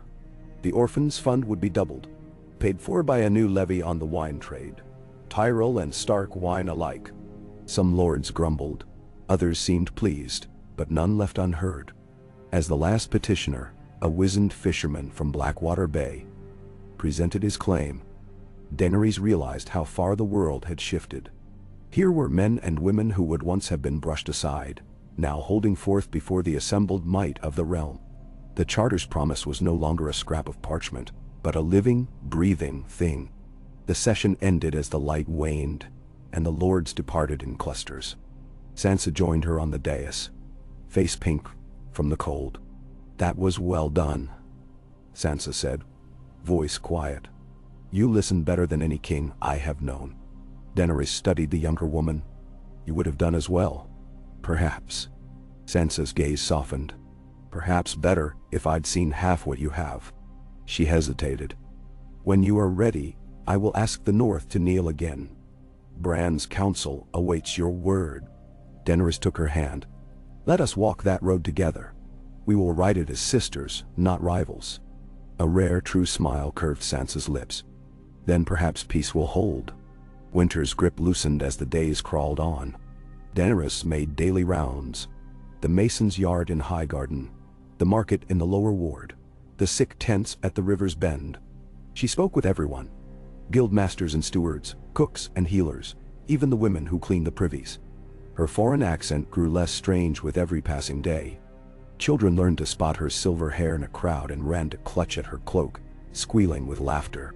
Some called her Mother, others Dragon Queen, and a few, shyly, Daenerys, as if they dared the impossible. At night, the solar filled with candlelight and voices. Arya told tales of her journey to Braavos and beyond, her eyes always half on the windows. Bran, pale and strange, wrote long letters from the north, full of prophecy and counsel. Tyrion and Davos played at politics, squabbling over the new city council. Varys, ever elusive, sent missives from Sunspear and Old Town. The Dornish lords have agreed, but the Sea Lords of Braavos demand repayment of old debts. Beware assassins with silk tongues. Jon spent days on the river, supervising shipments north and negotiating with men of the Night's Watch. He returned each evening to her side, silent and steadfast. Sometimes they rode out together, cloaks streaming in the winter wind, Drogon circling above. Sometimes he left her poems written in the old tongue, lines she read by lamplight until the words blurred to song. Letters from Dragonstone brought regular updates. Cersei, confined in the old sea tower, refused visitors. Her meals were left untouched more often than not. Sandor Clegane kept the keys on a chain at his belt, and only once did he permit Arya to see her. The meeting was brief. Arya emerged with a face like carved ice and said nothing for days. The tale of the meeting spread nonetheless. Rumors said Cersei had wept for her children, or laughed at her own defeat, or cursed the Starks and Targaryens both. The truth remained with Arya and Cersei alone. In the north, Bran's council debated the terms of their renewed fealty. Sansa pressed for independence in all matters, but war and trade. Daenerys did not refuse, but insisted that northern men and women have voice in the Dragon Pit councils each year. The compromise was struck, signed in ink and sealed in wax. The North would kneel in alliance, not in bondage. Bran was named Lord Protector, with Sansa ruling as regent in his absence. Spring broke at last, gentle rains transforming the land. Green flooded the fields and orchards, and the black water shimmered with new life. The roads between King's Landing and Highgarden buzzed with trade. Fishermen plied the rivers, carrying grain, salt, and smoked eel to every village. Ships with hulls of northern pine set sail for Old Town and Sunspear. The markets bloomed with fruit, silks, and laughter. The great council of the Dragon Pit convened again at midsummer. This time, more commoners than lords filled the benches. A woman from Flea Bottom petitioned for clean water. A blacksmith's daughter spoke of fair wages. The debates were fierce, but Daenerys ruled with firmness and grace. Arya stood at her side, blade sheathed but always ready.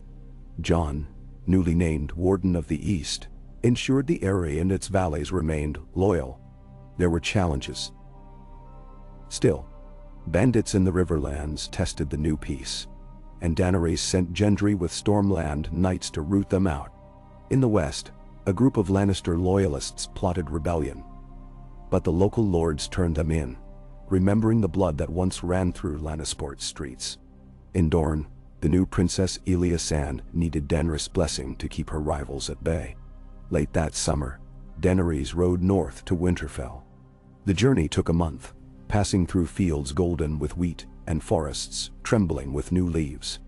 Along the way, villagers greeted her with song and banners. Some knelt, some offered bread and salt, some simply stared in wonder. Drogon flew above, a dark promise of strength held in check. Winterfell was as she remembered it, stark, cold, proud. Bran met her at the gates, flanked by Mira Reed and Maester Wolkan. Sansa's children rushed forward, 2 boys with copper hair and a dark-eyed girl named Lyanna Dee. Arya caught one boy, lifting him until he shrieked with laughter. The feast that night was simple, but joyous. Roast boar, barrels of mead, and enough honey cakes for an army. The hall resounded with laughter and song, Bran's slow, grave voice blessing the meal. Later, Jon led her through the Godswood. The heart tree glowed in the torchlight, red sap glimmering. "Here is where I found peace once," Jon murmured. "Before war. Before you." She reached for his hand. "Peace is not the absence of trouble. It is the will to mend what is broken. You taught me that." They stood beneath the weirwood's branches, the north wind swirling around them. Jon knelt, not in fealty but in love, and she lifted him to his feet. That night, she dreamed of dragons flying over fields of wheat, of children playing in rivers, of bells ringing for joy instead of surrender. She woke with tears on her cheeks, and Jon beside her, arms gentle and sure. In the weeks that followed, the North and South grew closer than they had in a century. Sansa's rule was fair and clever. Bran sent regular ravens, sharing wisdom and warnings. The Ironborn chafe at peace, sent Gendry to treat with Asha Greyjoy. Daenerys obeyed, and a new agreement was forged. The Iron Islands would remain under Greyjoy rule, their ships pledged to the crown, but their customs left untouched. News from the east brought word of turmoil. The Free City squabbled over the fall of Atlantis, where former slaves now rule. Some whispered that Daenerys should intervene, that her dragons could sweep across the narrow sea and bring peace to Essos as well. But she shook her head. Let them find their own freedom. The dragons belonged to Westeros now. Drogon and Rhaegal nested in the hills outside King's Landing, watched by maesters and stable boys. The city had grown used to their shadows. Sometimes, on market days, Daenerys rode through the city on Drogon's back, scattering pigeons and drawing cheers. Rhaegal proved more elusive, preferring the high cliffs near Dragonstone, wild and wary. Each month, Daenerys convened a Dragon Pit Council. Lords and small folk alike argued, bargained, and forged new laws. Tyrion's sharp wit kept order. Sansa's steady gaze diffused quarrels. Davos' blunt honesty cut through lies. The city flourished. New roads, new schools, new hope. On the anniversary of the city's surrender, the bells rang once more, this time for a festival. Children carried paper dragons on sticks, and bakers shaped loaves in the likeness of wolves and roses. There was music and dancing in the streets. The orphan kitchens gave out honey bread and stewed apples. The queen rode among her people, a simple circlet on her brow, smiling at the joy that had taken root. Yet peace never lasted forever. One autumn morning, a message arrived from the wall. Wildlings had sighted strange fires beyond the haunted forest. Bran, writing from Winterfell, warned of restless spirits and a growing unease in the far north. Jon read the letter in silence, then went to Daenerys. "The old threats never die," he said. "No," she agreed, "but we are not alone." Together, they summoned the council. The decision was swift. Jon would lead a ranging beyond the wall, with knights from the Reach and the Vale, and a cadre of wildling guides. Arya demanded to go. Sansa refused to let her. In the end, Arya joined, promising to send word if anything threatened the realm. Daenerys watched them ride north, heart heavy and hopeful. Winter crept down from the mountains, painting the world in silver and ice. The city prepared, stocks of grain, wood, and oil piled in every ward. The orphans helped, eager and noisy. The people grumbled, but they obeyed. Days grew short. The wind grew cruel. Still, the bells in King's Landing rang each evening, marking the hours. Daenerys listened from her chamber, remembering fire and blood, remembering mercy, remembering love. She wrote letters in her own hand, one to Arya, one to Jon, one to Bran. She signed each with her name and her title, and, for the first time, with the word Mother. The reports from the north grew stranger. Jon wrote of ghosts in the snow, lights moving in the darkness, and old gods stirring in the frost. Arya's letters grew brief, terse, her neat hand replaced by scrawled warnings. The wild things beyond the wall are not what they seem. We watch, we wait. The city's tension mounted. Rumors swirled, that dragons would fly again to the wall, that the dead would rise, that the old night's watch would be called anew. Daenerys convened her council, seeking advice. Some urged caution, others demanded war. She listened, measured, and decided. She wrote Jon, "If you need fire, send the raven. I will come. Mencien." The answer was swift. "If the old darkness stirs, we will meet it together." Then, one night, as snow fell heavy on the Red Keep, a horn sounded from the harbor. A ship from Eastwatch, battered and ice-clad, drifted in with a single survivor, Tormund Giantsbane, gaunt and wild-eyed. He stood before the queen, shaking with cold. "The dead walk again," he rasped. "Not many. Yet, but we saw their eyes. Blue, burning. And the wind behind them smells of old bitter hate. Daenerys stood. "How many?" "Dozens," he said. "But more wake each night. The wall is silent. No ravens come from the far east. If we do not fight, they will cross again. Nad the more." The council erupted. Some called it madness, others wept. Daenerys silenced them with a raised hand. She ordered ravens to every lord and every kingdom. "The dead rise again. The north needs you." Jon's letter arrived days later, written in haste. "Bring the fire, Dany. We ride for the gorge at dawn. Bran says they come for the old stones. Come swiftly." Daenerys donned her armor, a suit of blackened steel and red enamel, shaped by Gendry's smiths, and mounted Drogon. Rhaegal, green and gold, circled above. The city turned out to watch as the dragons launched skyward, their wings casting shadows over the snow-laced rooftops.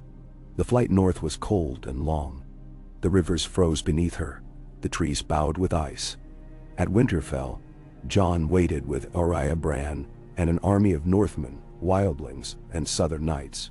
Fires burned bright in the bailey. Ghost and the other deer wolves prowled the ramparts. The battle was fierce, desperate. The dead came on in silence, their eyes burning with unnatural light.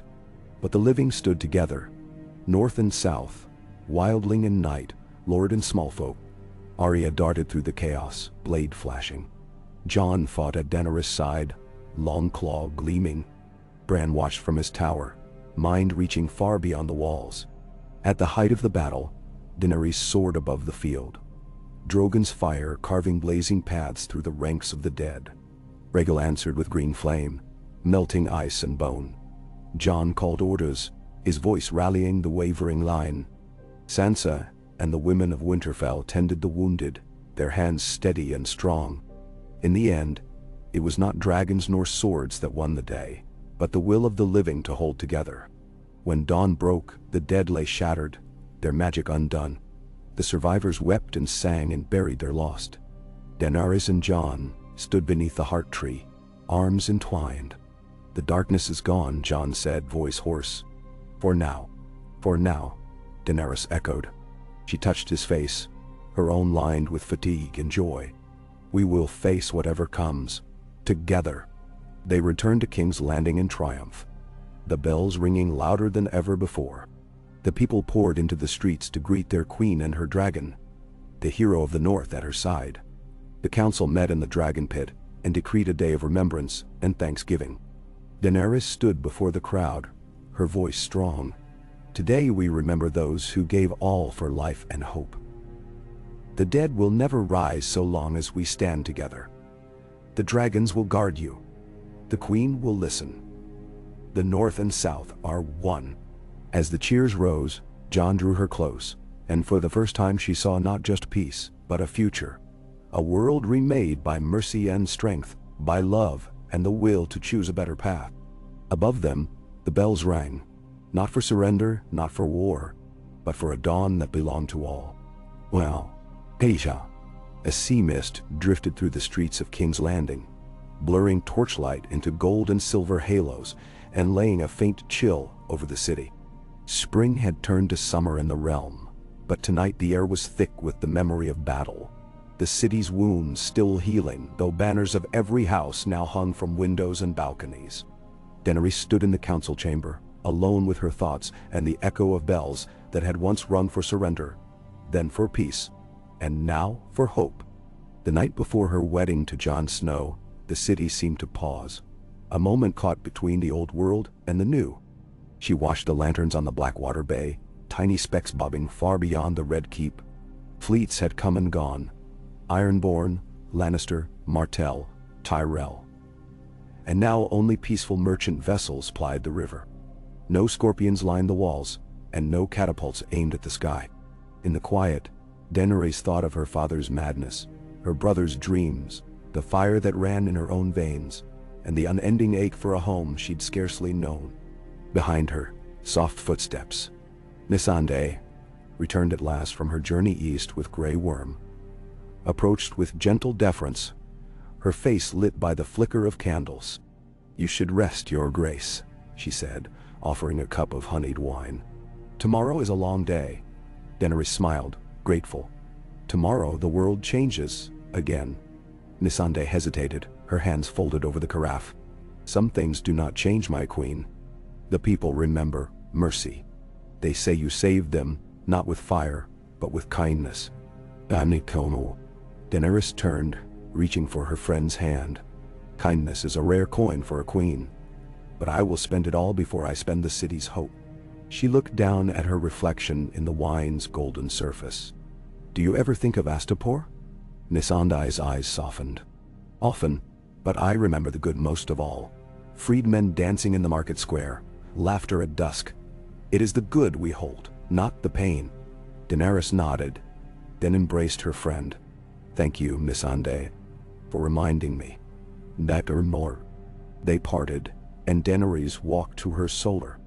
The corridors were quiet, the guards at their posts in new tabards. White and red, wolf and dragon side by side. She passed Grey Worm, who saluted without a word, his face unreadable as always. She paused, wishing she could offer him comfort for all he had lost, all he had given. In her solar, Jon waited. He wore a simple tunic of black wool, the stark direwolf stitched in silver on his breast. His hair was shorter now, cropped to his collar, but his eyes were unchanged. Gray, haunted, resolute. He stood when she entered, his expression hesitant, as if he feared to break the spell of quiet. You couldn't sleep either, she guessed, stepping close. He shook his head. Too much on my mind. He hesitated, searching her face. Are you sure you want this?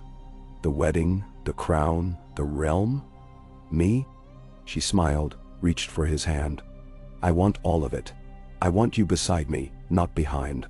He drew her in, his arms a fortress. I once thought I had no place in the south, but this feels right. They stood in silence, the only sound the city's distant hush. Daenerys felt the years pressing in. Her journey from exile, the dragon's birth, the long wars. Yet here, in Jon's arms, the future seemed real. Not just another tale to be spun by singers. They parted only when dawn crept pale and golden through the windows. The city awoke early on the day of the wedding. Banners flapped from the Red Keep, and the Sept's ruined towers, repaired enough to house the celebrations. The bells began to toll at sunrise, a joyous clamor answered by a chorus of laughter and shouts in the streets. Markets swelled with crowds. Bakers gave out sweetbread and honey cakes. Children ran with painted wooden dragons, and traders hawked every color of silk. The procession moved slowly from the Red Keep to the Great Septade, now rebuilt in plain stone. Daenerys rode beside Jon, Drogon circling high overhead, casting shifting shadows that made the crowds gasp and cheer. Arya and Sansa flanked the queen, each with a direwolf at their side. Bran rode in a cart, drawn by shaggy northern horses, his face grave but content. Tyrion walked ahead, resplendent in a doublet of crimson and black, holding the royal seal. At the Septi's threshold, Jon helped Daenerys dismount. Crowd roared, lords and small folk alike. The steps were lined with men and women from every kingdom. Grey Worm and the unsullied Gendry with the Stormlords. Jon Royce with the men of the Vale, Willis Tyrell and his Reach Knights. Elia Sand and the Dornish delegation. Asha Greyjoy and her captains, and the Manderless in white and blue. Inside the Sept, sunlight streamed through plain glass. The High Septon, robed in white and gold, stood before the altar. The vows were spoken in both the Old Tongue and the Common, so that all might hear and understand. Jon knelt, pledging fealty and love. Daenerys bent in turn, pledging to rule with justice and mercy. The crowns were set upon their heads, hers a circlet of dragon glass and silver, his of weirwood and iron. When they rose, the bells thundered across the city. The cheers shook the very stones. In that moment, Daenerys knew the truth. Not fire, not blood, but hope would hold the realm. The feast that followed filled the streets. Carts laden with roast meats and sweet pies lined every alley. Jugglers and singers wove through the crowd. Wine flowed, and laughter spilled like water. Arya bested Gendry in an archery contest, then let him win the second round. Tyrion outdrank every challenger, only to be matched by Sansa in wit. Bran spoke little, but when he did, the hall hushed to listen. Late in the evening, Daenerys found herself in the gardens with Jon. Fireflies flickered among the roses, and Drogon rumbled in the distance. She leaned into Jon, feeling his heart steady against her shoulder. "Do you remember the first time we met?" she asked. "I remember I was afraid," Jon replied, voice soft. "Afraid of what I'd have to do, who I'd have to become. I thought duty would break me. Did it?" She watched his profile in the lantern light, the set of his jaw. "No, it changed me. You changed me." She smiled. "And you taught me mercy." He kissed her, slow and sure. "We'll need both. The realm isn't done with us yet." They sat together, silent, watching the city glitter below. Somewhere, a musician struck up a northern song, and for a moment, Daenerys let herself dream. Children playing in the sunlight, banners fluttering over peaceful fields, the long war finally behind them. But peace was fragile. Within days, messengers arrived. A dispute in the Vale between Royce and a minor Arryn cousin. Word from Old Town of a seditious pamphlet blaming the new queen for the old king's crimes. Whispers in the alleys of Flea Bottom about merchants plotting to cheat the crown's taxes. Tyrion addressed the pamphlets with a proclamation. Sansa traveled to the Vale to reason with the Royces, and Jon rode out with a small retinue to mediate disputes in the Stormlands. Daenerys stayed in King's Landing, holding court each morning in the rebuilt throne room. Petitioners came from every walk of life. A farmer whose son had been pressed into service by a rogue knight, a healer seeking funds for an infirmary, a Braavosi merchant requesting tariffs be lifted on his wares, a septon denouncing a rival for heresy. Daenerys listened, weighed each case, and dispensed judgment with the even hand she had learned in Meereen and Astapor. Some days, she rode through the city incognito with Arya. They listened at doorways and drank in crowded taverns, learning what the lords and the small folk truly thought. One night, Daenerys found herself in a narrow alley off Cobbler's Square, watching a group of orphans sharing stolen bread with a crippled beggar. She gave them each a silver coin and told them to seek out the kitchens at the Red Keep.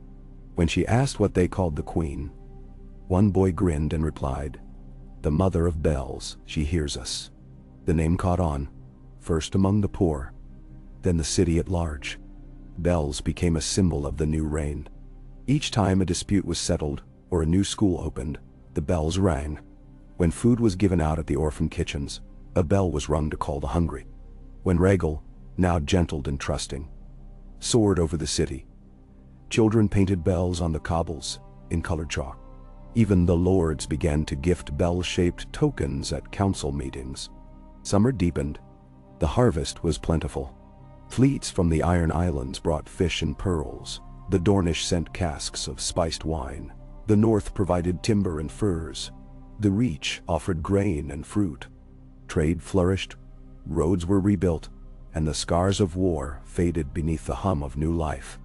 Yet rumors persisted, always rumors. Some whispered that the Queen's mercy made her weak, that enemies plotted in the shadows. Others warned that the dragons were restless, their power unchecked. Daenerys knew the cost of peace. She doubled the watch, sent trusted riders to each corner of the realm, and kept Rhaegal and Drogon close. Tyrion and Varys managed the flow of information, rooting out conspiracies before they could sprout. One sultry evening, as Daenerys prepared for bed, a knock came at her door.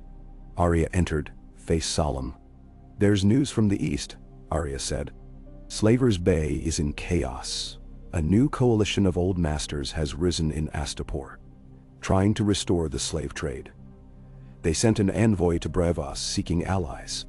Daenerys' heart clenched. "How many are suffering?" Arya shook her head. "Thousands, maybe more.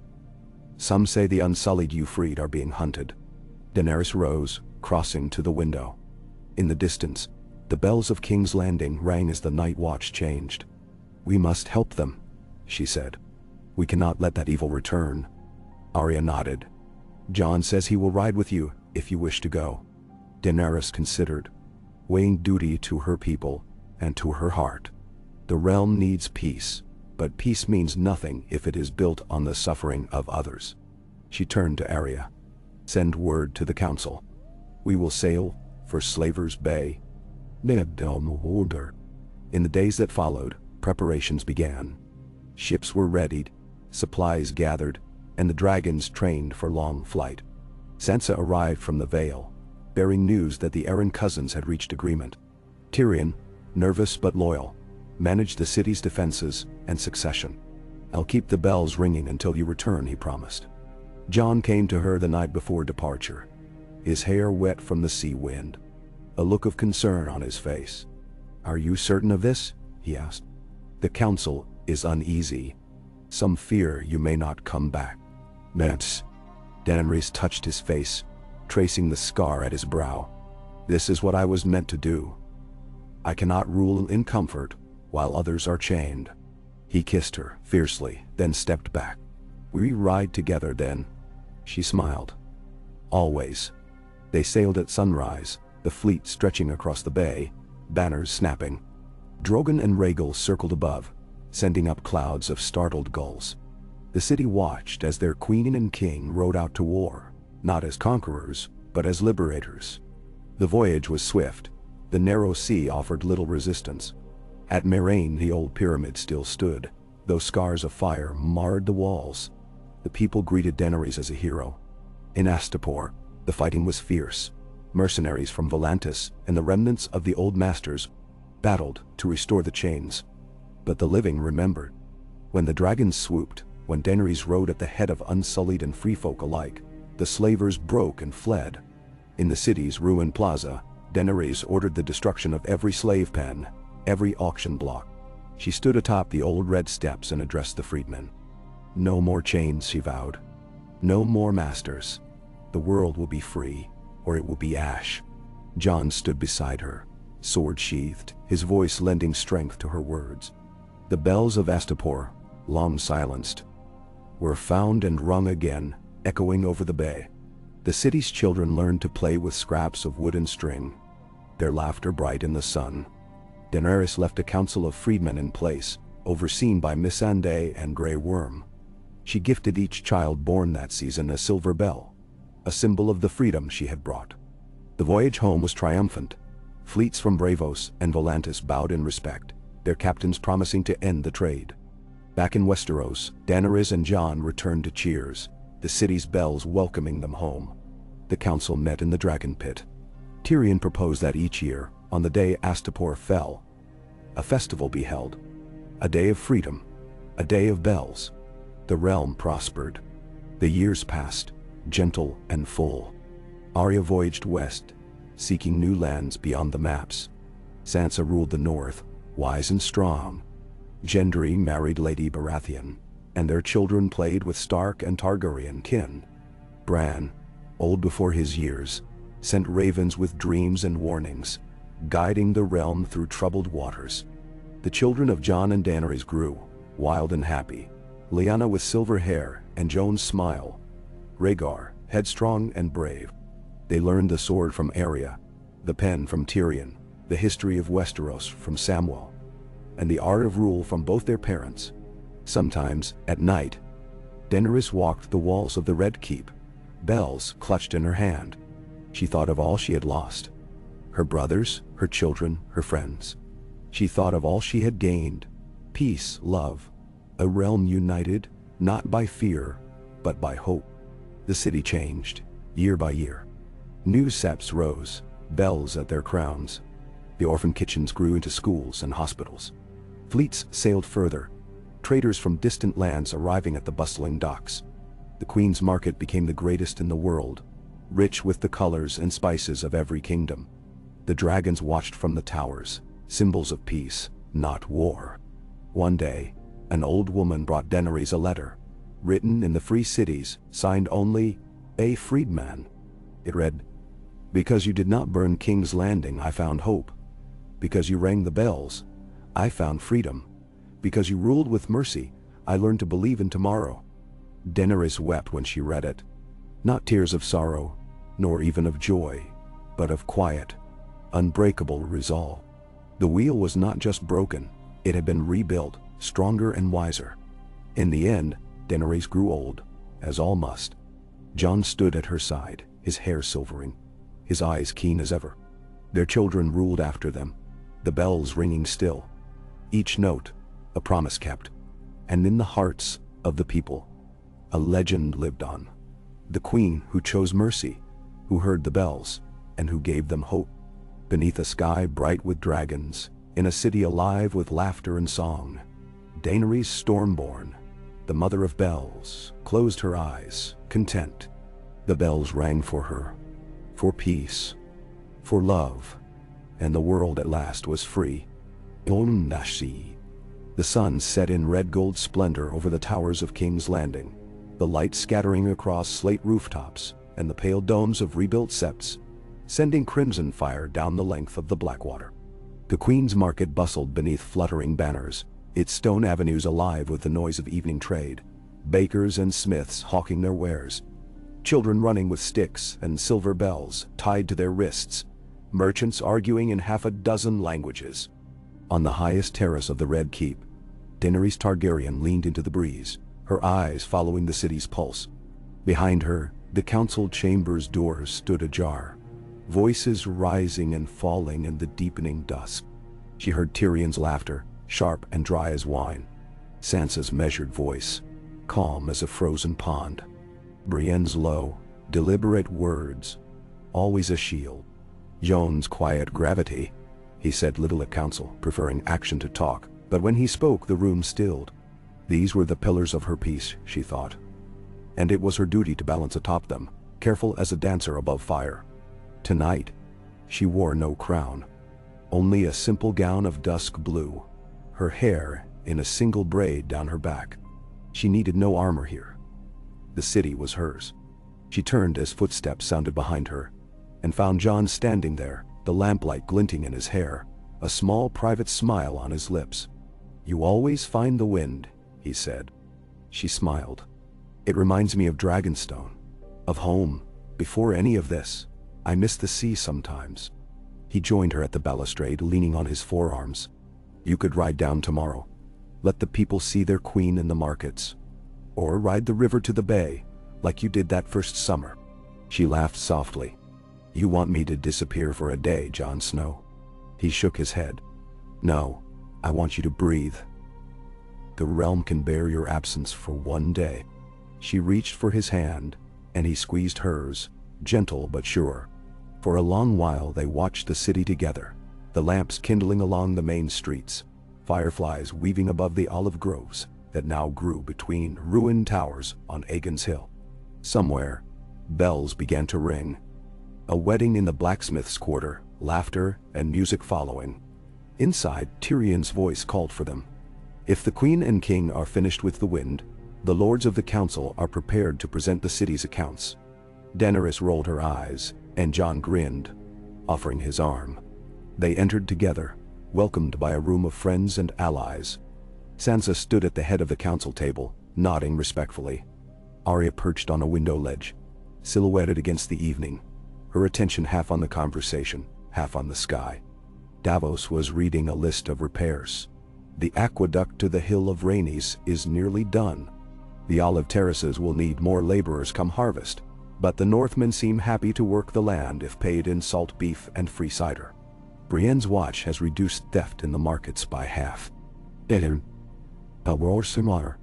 Tyrion added, "The city's treasury runs a surplus for the first time since Robert's reign. Gendry's smiths work round the clock, and trade with Bravos brings enough gold to pay the new healers and teachers." Sansa looked up. "The North's roads are open again. Food moves freely. Bran's council sent word. No wolves were lost this winter." Daenerys nodded, pleased. "And the bells?" Arya's mouth twisted into a grin. "Still ringing. The children started a new game. Find the queen's bell.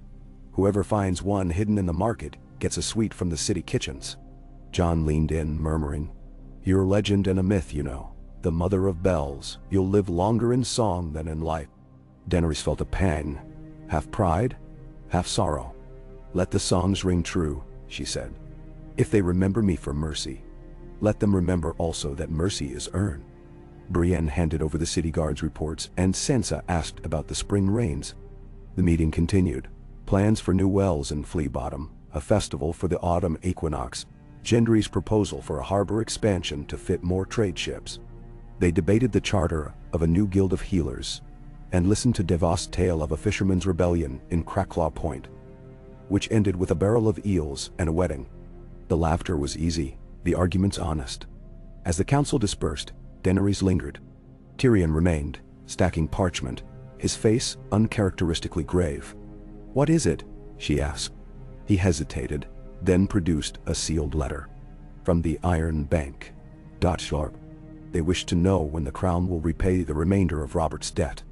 I've arranged an extension, but..." She took the letter, breaking the seal. "It will be paid. Slowly, but surely. Tell them our word is stronger than our coin." Tyrion inclined his head. "It is now. But the East watches. They know we keep the peace. They watch for weakness, for an opening." She nodded. "Let them watch. We will be ready." Jon joined them, wrapping his cloak around her shoulders. "Let's walk. The moon's up." They slipped from the council chamber to the terrace, then down stone stairs to the gardens. The night was warm and bright with stars. The olive trees, descended from ancient saplings carried by Nymeria's Rhoynar, cast deep shadows on the path. "You haven't flown Drogon in weeks," Jon said, leading her toward the outer walls. "He prefers the mountains," she replied. "He hunts goats, then sleeps for days. Rhaegal stays closer, but even he wanders the hills." Jon squeezed her hand. "Are you ever afraid of losing them?" She looked up at the moon. "Always. But they are not children. They are themselves, free, wild, fierce. I hope the world remembers them as more than weapons." "Esbetaman." Jon stopped, pulling her close. "You gave us peace, Daenerys. The world will remember." They stood together as the bells rang midnight, soft and musical across the rooftops. Far below, a new song drifted from the market, a ballad of the Dragon Queen and her silver bells. Morning came with news of a storm off the narrow sea. The city's fishermen hurried to harbor, sails snapping, children laughing as they ran beside the wagons. Daenerys watched from the walls, remembering another storm, another city. Meereen, the wind heavy with ash and fear. This city was different. She had chosen a gentler path, and the people had followed her. She broke her fast with the council. Porridge, honey, cheese, dark bread. Arya and Sansa argued over the best route, north to White Harbor, planning a visit to the Manderless. Brienne prepared to ride with them, her armor gleaming in the sunlight. Tyrion read the latest from Braavos.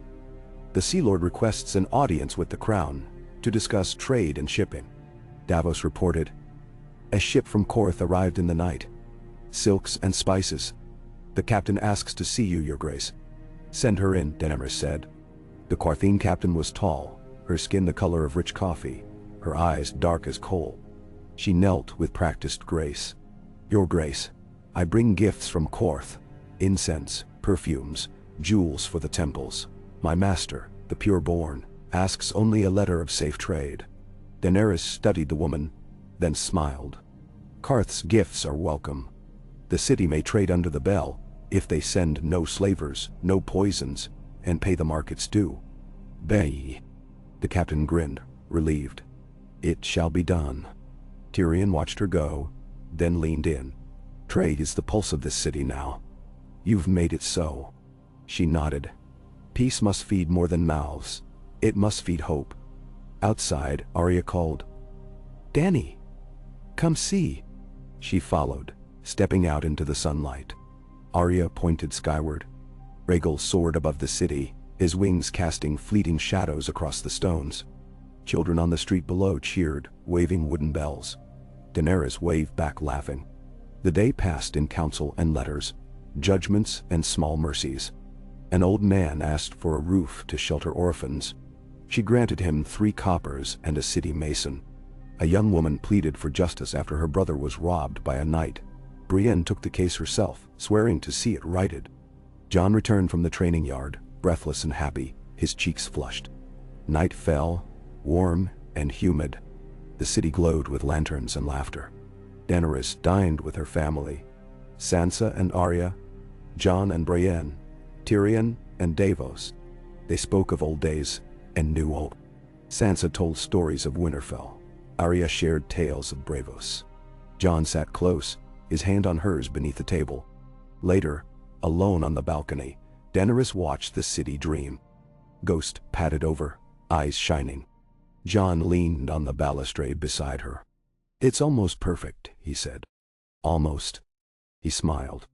"Nothing is perfect, but this is close."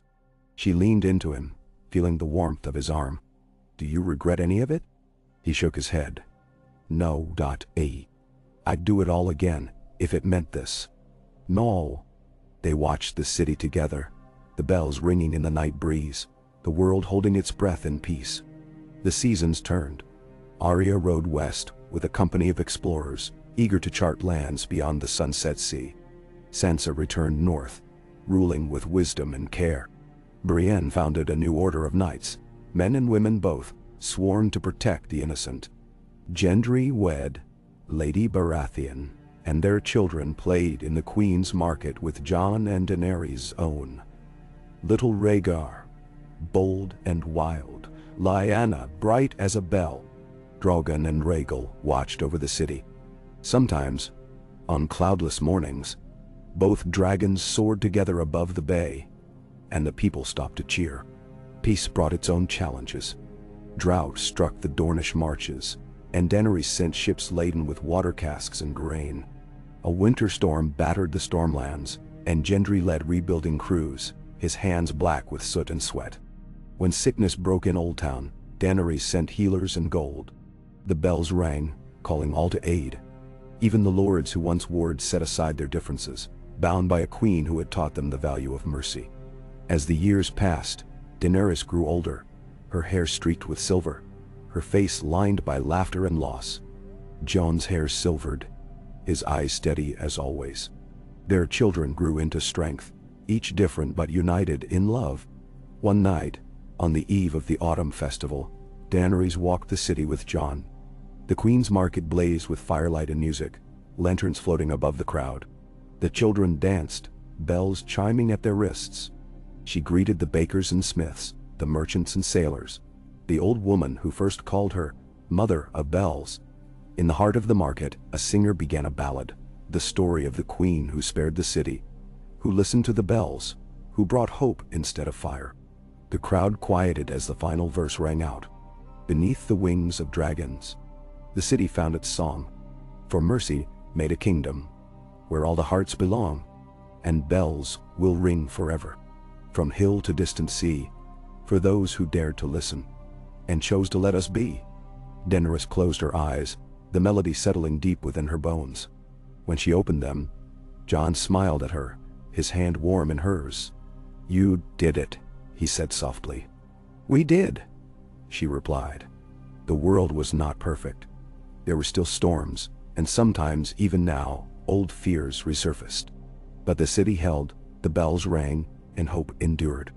Years later, when Daenerys passed from this world, old and beloved, her children at her side, the bells rang not for death, but for life. The city thronged with mourners, each carrying a bell to the Red Keep, where they were hung in the Queen's Hall. Jon mourned her quietly, his grief private but enduring, his hair white as snow. Lyanna and Rhaegar ruled after her, wise and just. Arya returned from the west with tales of strange lands. Sansa grew old in Winterfell, her name sung in every northern hall. Tyrion's wit became legend. Brienne's order flourished. Drogon and Rhaegal soared above, eternal as the city itself. And so, the song of Daenerys Stormborn, Mother of Bells, Queen of Peace, lived on, in bells and laughter, in mercy and hope. For as long as the bells rang, her memory endured, a promise and a challenge to every ruler who followed. To choose peace, to listen, to build rather than burn, to let the world be more than fire and blood. Frost glistened on the parapets of the Red Keep as the first autumn winds swept across King's Landing, gilding the city with a sharp clarity that set every tower and roof agleam. The bells rang out across the awakening city, chiming in harmony from Septon Temple, Guildhall, and Market Square. In every ward, children traced the symbol of the bell in chalk upon the stones, their laughter mingling with the clang of smiths and the murmured prayers of septons. High above it all, perched on a sun-warmed spire, Drogon regarded the city with golden eyes, his vast wings folded and his chest rising and falling with contented slowness. The dragon's shadow fell across the city like a watchful promise. Inside the Queen's solar, Daenerys stood before a gilded mirror, her hair loose, streaked silver and pale gold in the dawn. She wore a simple gown of winter white, the circlet of dragon glass and silver resting lightly on her brow. It had been 2 decades since the day she had taken the Iron Throne in peace. The city surrendered, the bells calling for mercy instead of destruction. 2 decades of harvests and lean winters, festivals and farewells, joy and sorrow braided through the realm's heartbeat. The door creaked, and Missandei entered, smiling, bearing a folded letter. "From Winterfell," she said. "Sansa writes that the first snows have fallen. The harvest is safe. She asks for advice about a dispute over a mill. 2 brothers both claim the water rights. Namara me." Daenerys accepted the letter, her heart stirring with warmth.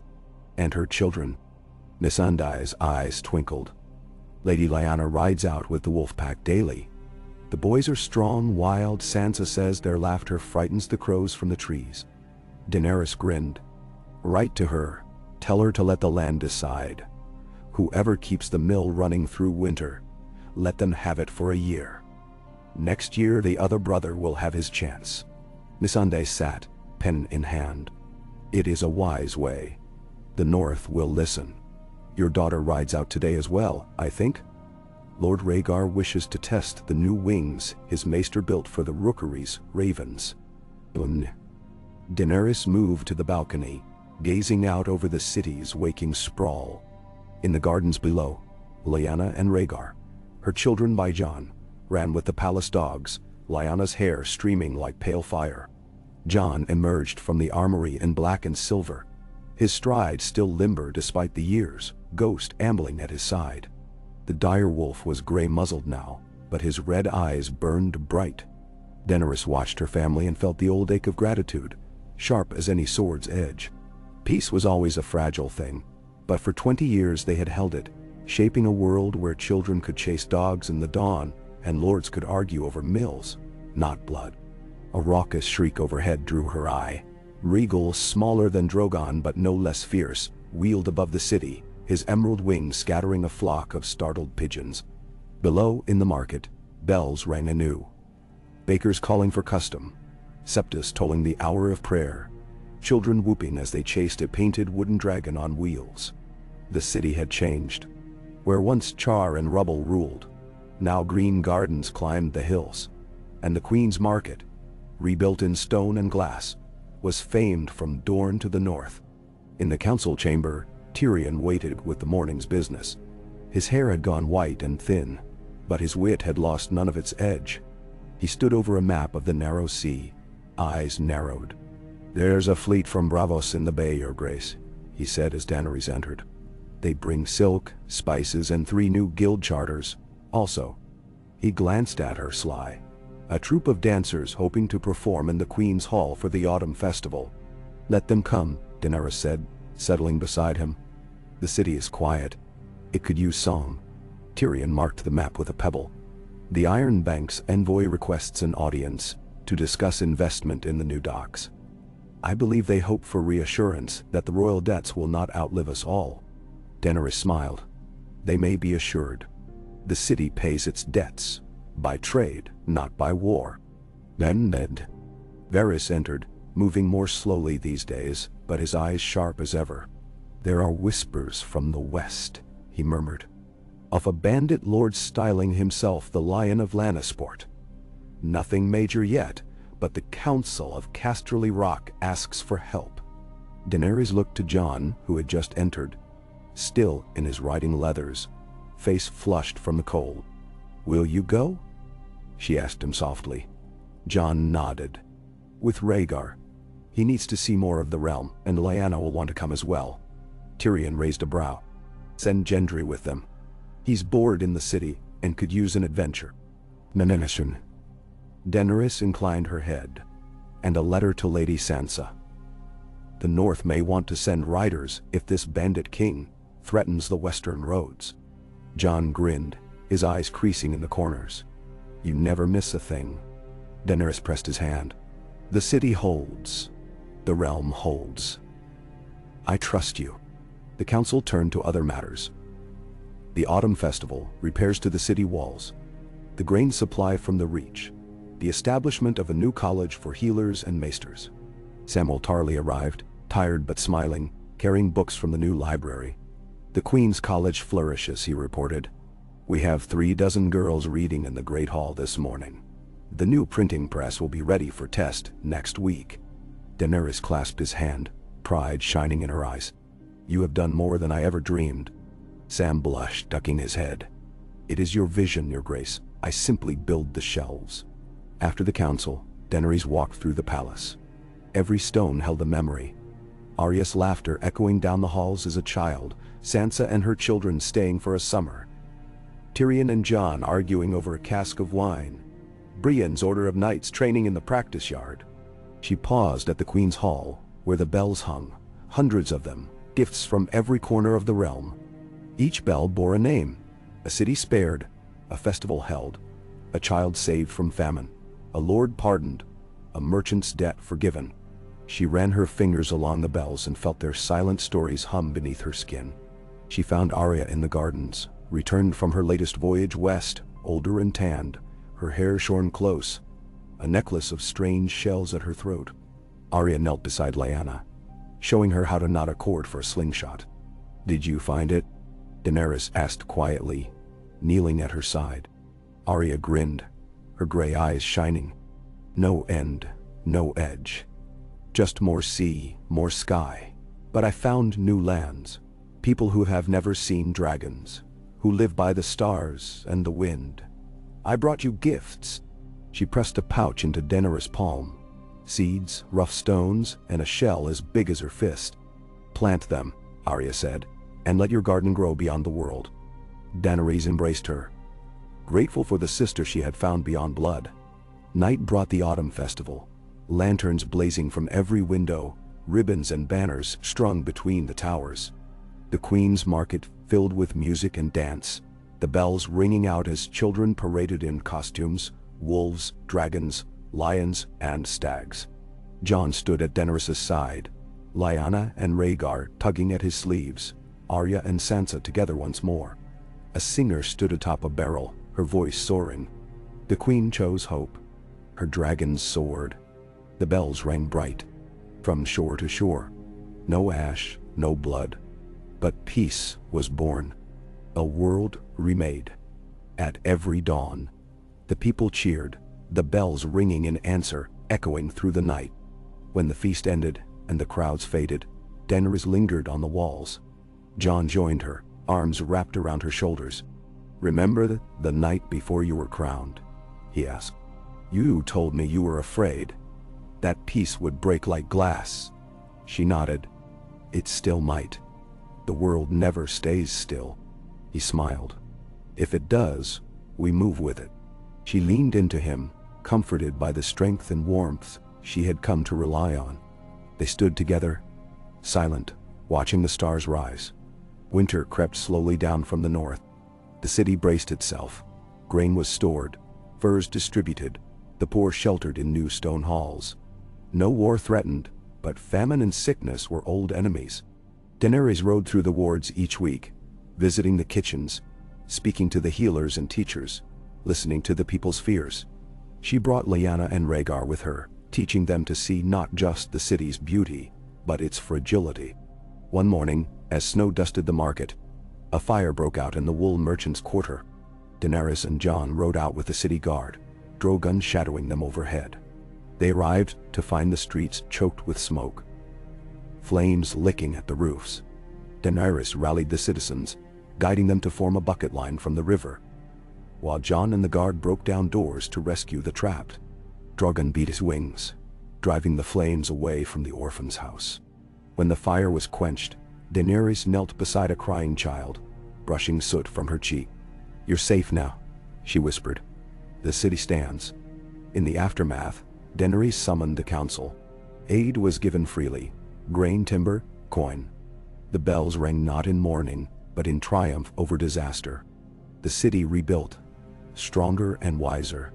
The years passed. The children grew. Lyanna quick and clever, Rhaegar bold and kind. Arya sailed west again, promising to return. Sansa's letters came each season, full of news of the north: wild wolves, new roads, endless snow. Tyrion retired to the Queen's Hall, teaching riddles to the orphans. Gendry served as Lord of Storm's End, sending ships to every corner of the world. Daenerys aged with grace, her hair a white gold river, her eyes sharp. Jon's hair silvered, his beard streaked with white, but his arms were strong and his gaze unbowed. They ruled together, beloved and wise, their children learning the ways of mercy, courage, and patience. On the longest night of winter, Daenerys stood atop the highest tower. The city lay below, silvered with snow, the bells silent in the frost. She closed her eyes, feeling the pulse of the world, the breath of the dragons, the laughter of her children. Jon joined her, wrapping a cloak around her shoulders. "What do you hear?" he asked. She smiled, eyes shining. "Everything. Bells, laughter, hope. The city's heart." He took her hand. "It will ring long after we are gone." She nodded, and together they watched the dawn rise over King's Landing. A new day, a new world, the promise of peace ringing from bell to bell, echoing across the 7 kingdoms. In time, Daenerys passed from the world, her children grown, her city thriving. Jon stood at her pyre, the bells tolling soft and clear, a promise kept. Lyanna and Rhaegar ruled after her, the dragons soaring above, the city's heart unbroken. And so the story was sung in every hall, from Dorne to the Wall, across sea and sand and snow. Of the queen who spared the city, who chose mercy over fire, whose bells rang not for war but for peace, and who taught the world to hope. The bells never ceased, and as long as they rang, the city would remember. Daenerys Stormborn, mother of bells, queen of peace, the heart of a realm reborn. I-K. A chill dawn swept over King's Landing, soft gold glinting off rooftops as smoke rose from hundreds of chimneys. In the city's winding streets, autumn leaves rattled along gutters, catching in the cracks between worn stones. The city never truly slept. Before the bells called out the hour, vendors were already wheeling barrows into the Queen's Market. Fisherfolk shouted from the harbor, and children scampered through alleys with wooden swords and painted bells. Above it all, the Red Keep presided, its banners snapping, the dragons on the towers as much a part of the skyline as the city's hills and spires. Within the royal apartments, Daenerys awoke to soft morning light. She lay a moment in the quiet, listening to the hush broken only by the faint cry of gulls and the slow deep breathing of Jon at her side. She traced the lines of his hand, calloused but gentle, then rose and dressed quietly. A simple robe of dark blue, her hair falling loose to her waist. She crossed to the balcony, where the city unfurled below her, its sounds and scents reaching upward. Bread baking river mud, the musk of autumn, the crispness that heralded oncoming winter. Missandei entered, bearing a silver tray of letters, her smile serene. "Ravens from Old Town in the north," she said. "Sansa writes that Bran's vision portends a mild winter. The Citadel sends a new map for your review." Daenerys accepted the letters and poured tea. She glanced down at the streets where her children rode. Lyanna, slender and swift, hair pale as frost, leading a pack of barking dogs. Rhaegar, taller every season, already armored in young manhood, laughing with his sister as their cousins from the north chased behind. Jon would join them soon, but for now he lingered in dreams, as he often did after a night spent walking the walls, Ghost a silent companion at his heels. At the council chamber, Tyrion awaited, reviewing petitions and ledgers. His hair, once flaxen, was mostly white, his face lined and clever. He handed her a scroll marked with Braavosi blue. "The Iron Bank is impatient as ever. They want assurance that the new roads to Gulltown and Lannisport will mean swifter repayment." Daenerys skimmed the figures, then signed. Remind them the Queen's market brings coin from all corners. Their ships profit as much as ours." Tyrion smiled thinly. "The bankers prefer war, but peace fattens their purses. Word comes from the free cities, a merchant war in Lais, but none dare bring it here. Your reputation precedes you." The council assembled. Sansa, her cloak dusted with snow, fresh from Winterfell with her children and Brienne, who bowed with knightly solemnity. Gendry, brawny and quick with a jest, Lord of Storm's End now, his two sons jostling for attention. Davos, wry and reliable, his beard flecked with salt. Samwell Tarly, always last. Arms full of books and scrolls for the Queen's new cup. The morning's business was varied. Reports of bandits near River Run, a minor lord, styling himself the new Lion, raiding villages and fleeing when the city guard arrived. Sansa assured that the North stood ready if aid was needed. Gendry offered Stormland arms, eager for action after a season spent overseeing smiths and harbor masters. The autumn harvest had been plentiful. Apples and pears from the Reach, onions and cabbages from the Stormlands, salted fish from the Iron Islands, wild honey and furs from the north. The Queen's market thrived, traders from as far as Yi Ti and the Summer Islands bringing spice and silk, sugar and rare woods. Tyrion oversaw a new harbor expansion. Samwell reported that the college would admit women from the first of the new year, a triumph for Daenerys, who clasped his hand in gratitude. Children from every ward attended the Queen's schools. Daenerys often visited, listening to their lessons, gifting small silver bells to those who read their first words aloud. She insisted that orphans be taught alongside the children of lords and merchants. "A wise realm raises all its children," she told the lords who grumbled at the expense. Each month, the Queen's Hall filled with the bells of petitioners. The great collection had outgrown the first chamber. Now they hung in 4 high galleries, ringing for judgments rendered. A baker granted new ovens, a dispute over pasture settled, a marriage blessed. Bells also marked pardons and acts of mercy. Those who had once rebelled, now forgiven, ringing the bell for all to see. Sometimes Daenerys walked the city in plain dress with Arya or Brienne, listening to gossip and complaint. At a baker's stall, she learned that the price of flour had risen. She spoke to Tyrion, and soon wheat from the Reach eased the market. At the docks, she watched sailors load ships for Dorne, trade now free and open. In the Queen's market, a painted troupe from Volantis danced the story of the long night. Children gasped as wooden dragons flew overhead, bells sewn to their wings. Jon traveled often, north and south. He rode with Lyanna and Rhaegar to the edges of the realm, to Winterfell in deep snow, to the Stormlands in wild rain, to the salt marshes of the Trident. He taught his children to track deer, to read the stars, to listen before they spoke. When he returned, he and Daenerys shared their evenings in the library, or walked the ramparts beneath Drogon's vast shadow. Arya visited each autumn, bringing gifts from distant lands, a feathered cloak from the far west, shells that whispered of unknown shores. She told tales of new peoples, brown-skinned traders who had never seen snow, islands where fruit grew wild year-round, storms that lit the sky green and gold. She refused to stay, yet promised always to return. Rhaegar, bold and eager, wished for knighthood. He trained with Brienne and Gendry, his laugh clear and fierce. He challenged Gendry's sons to tourneys. Sansa's eldest, Ned, was his closest friend. Lyanna, quick-witted and kind, cared less for the sword, preferring the gardens, the library, and the city's animals. She rode through the streets with orphans at her heels, learning every alley, every hidden corner. One winter's eve, word came from the north of a sickness in White Harbor. A fever carried on ships from Braavos. Sansa asked for aid, and Daenerys sent Samwell new maesters and ships filled with honey, lemons, and medicines. The fever claimed dozens before it passed, but the city stood grateful. In return, Sansa sent south wild wolf pelts, barrels of smoked fish, and her daughter Beth to spend the winter in King's Landing and learn from her aunt. During the long nights, Daenerys sat by the fire with Jon and their children, telling them the stories that shaped their world. She spoke of her brother Rhaegar, and Viserys, and the Red Keep as it was when she first saw it, broken and haunted.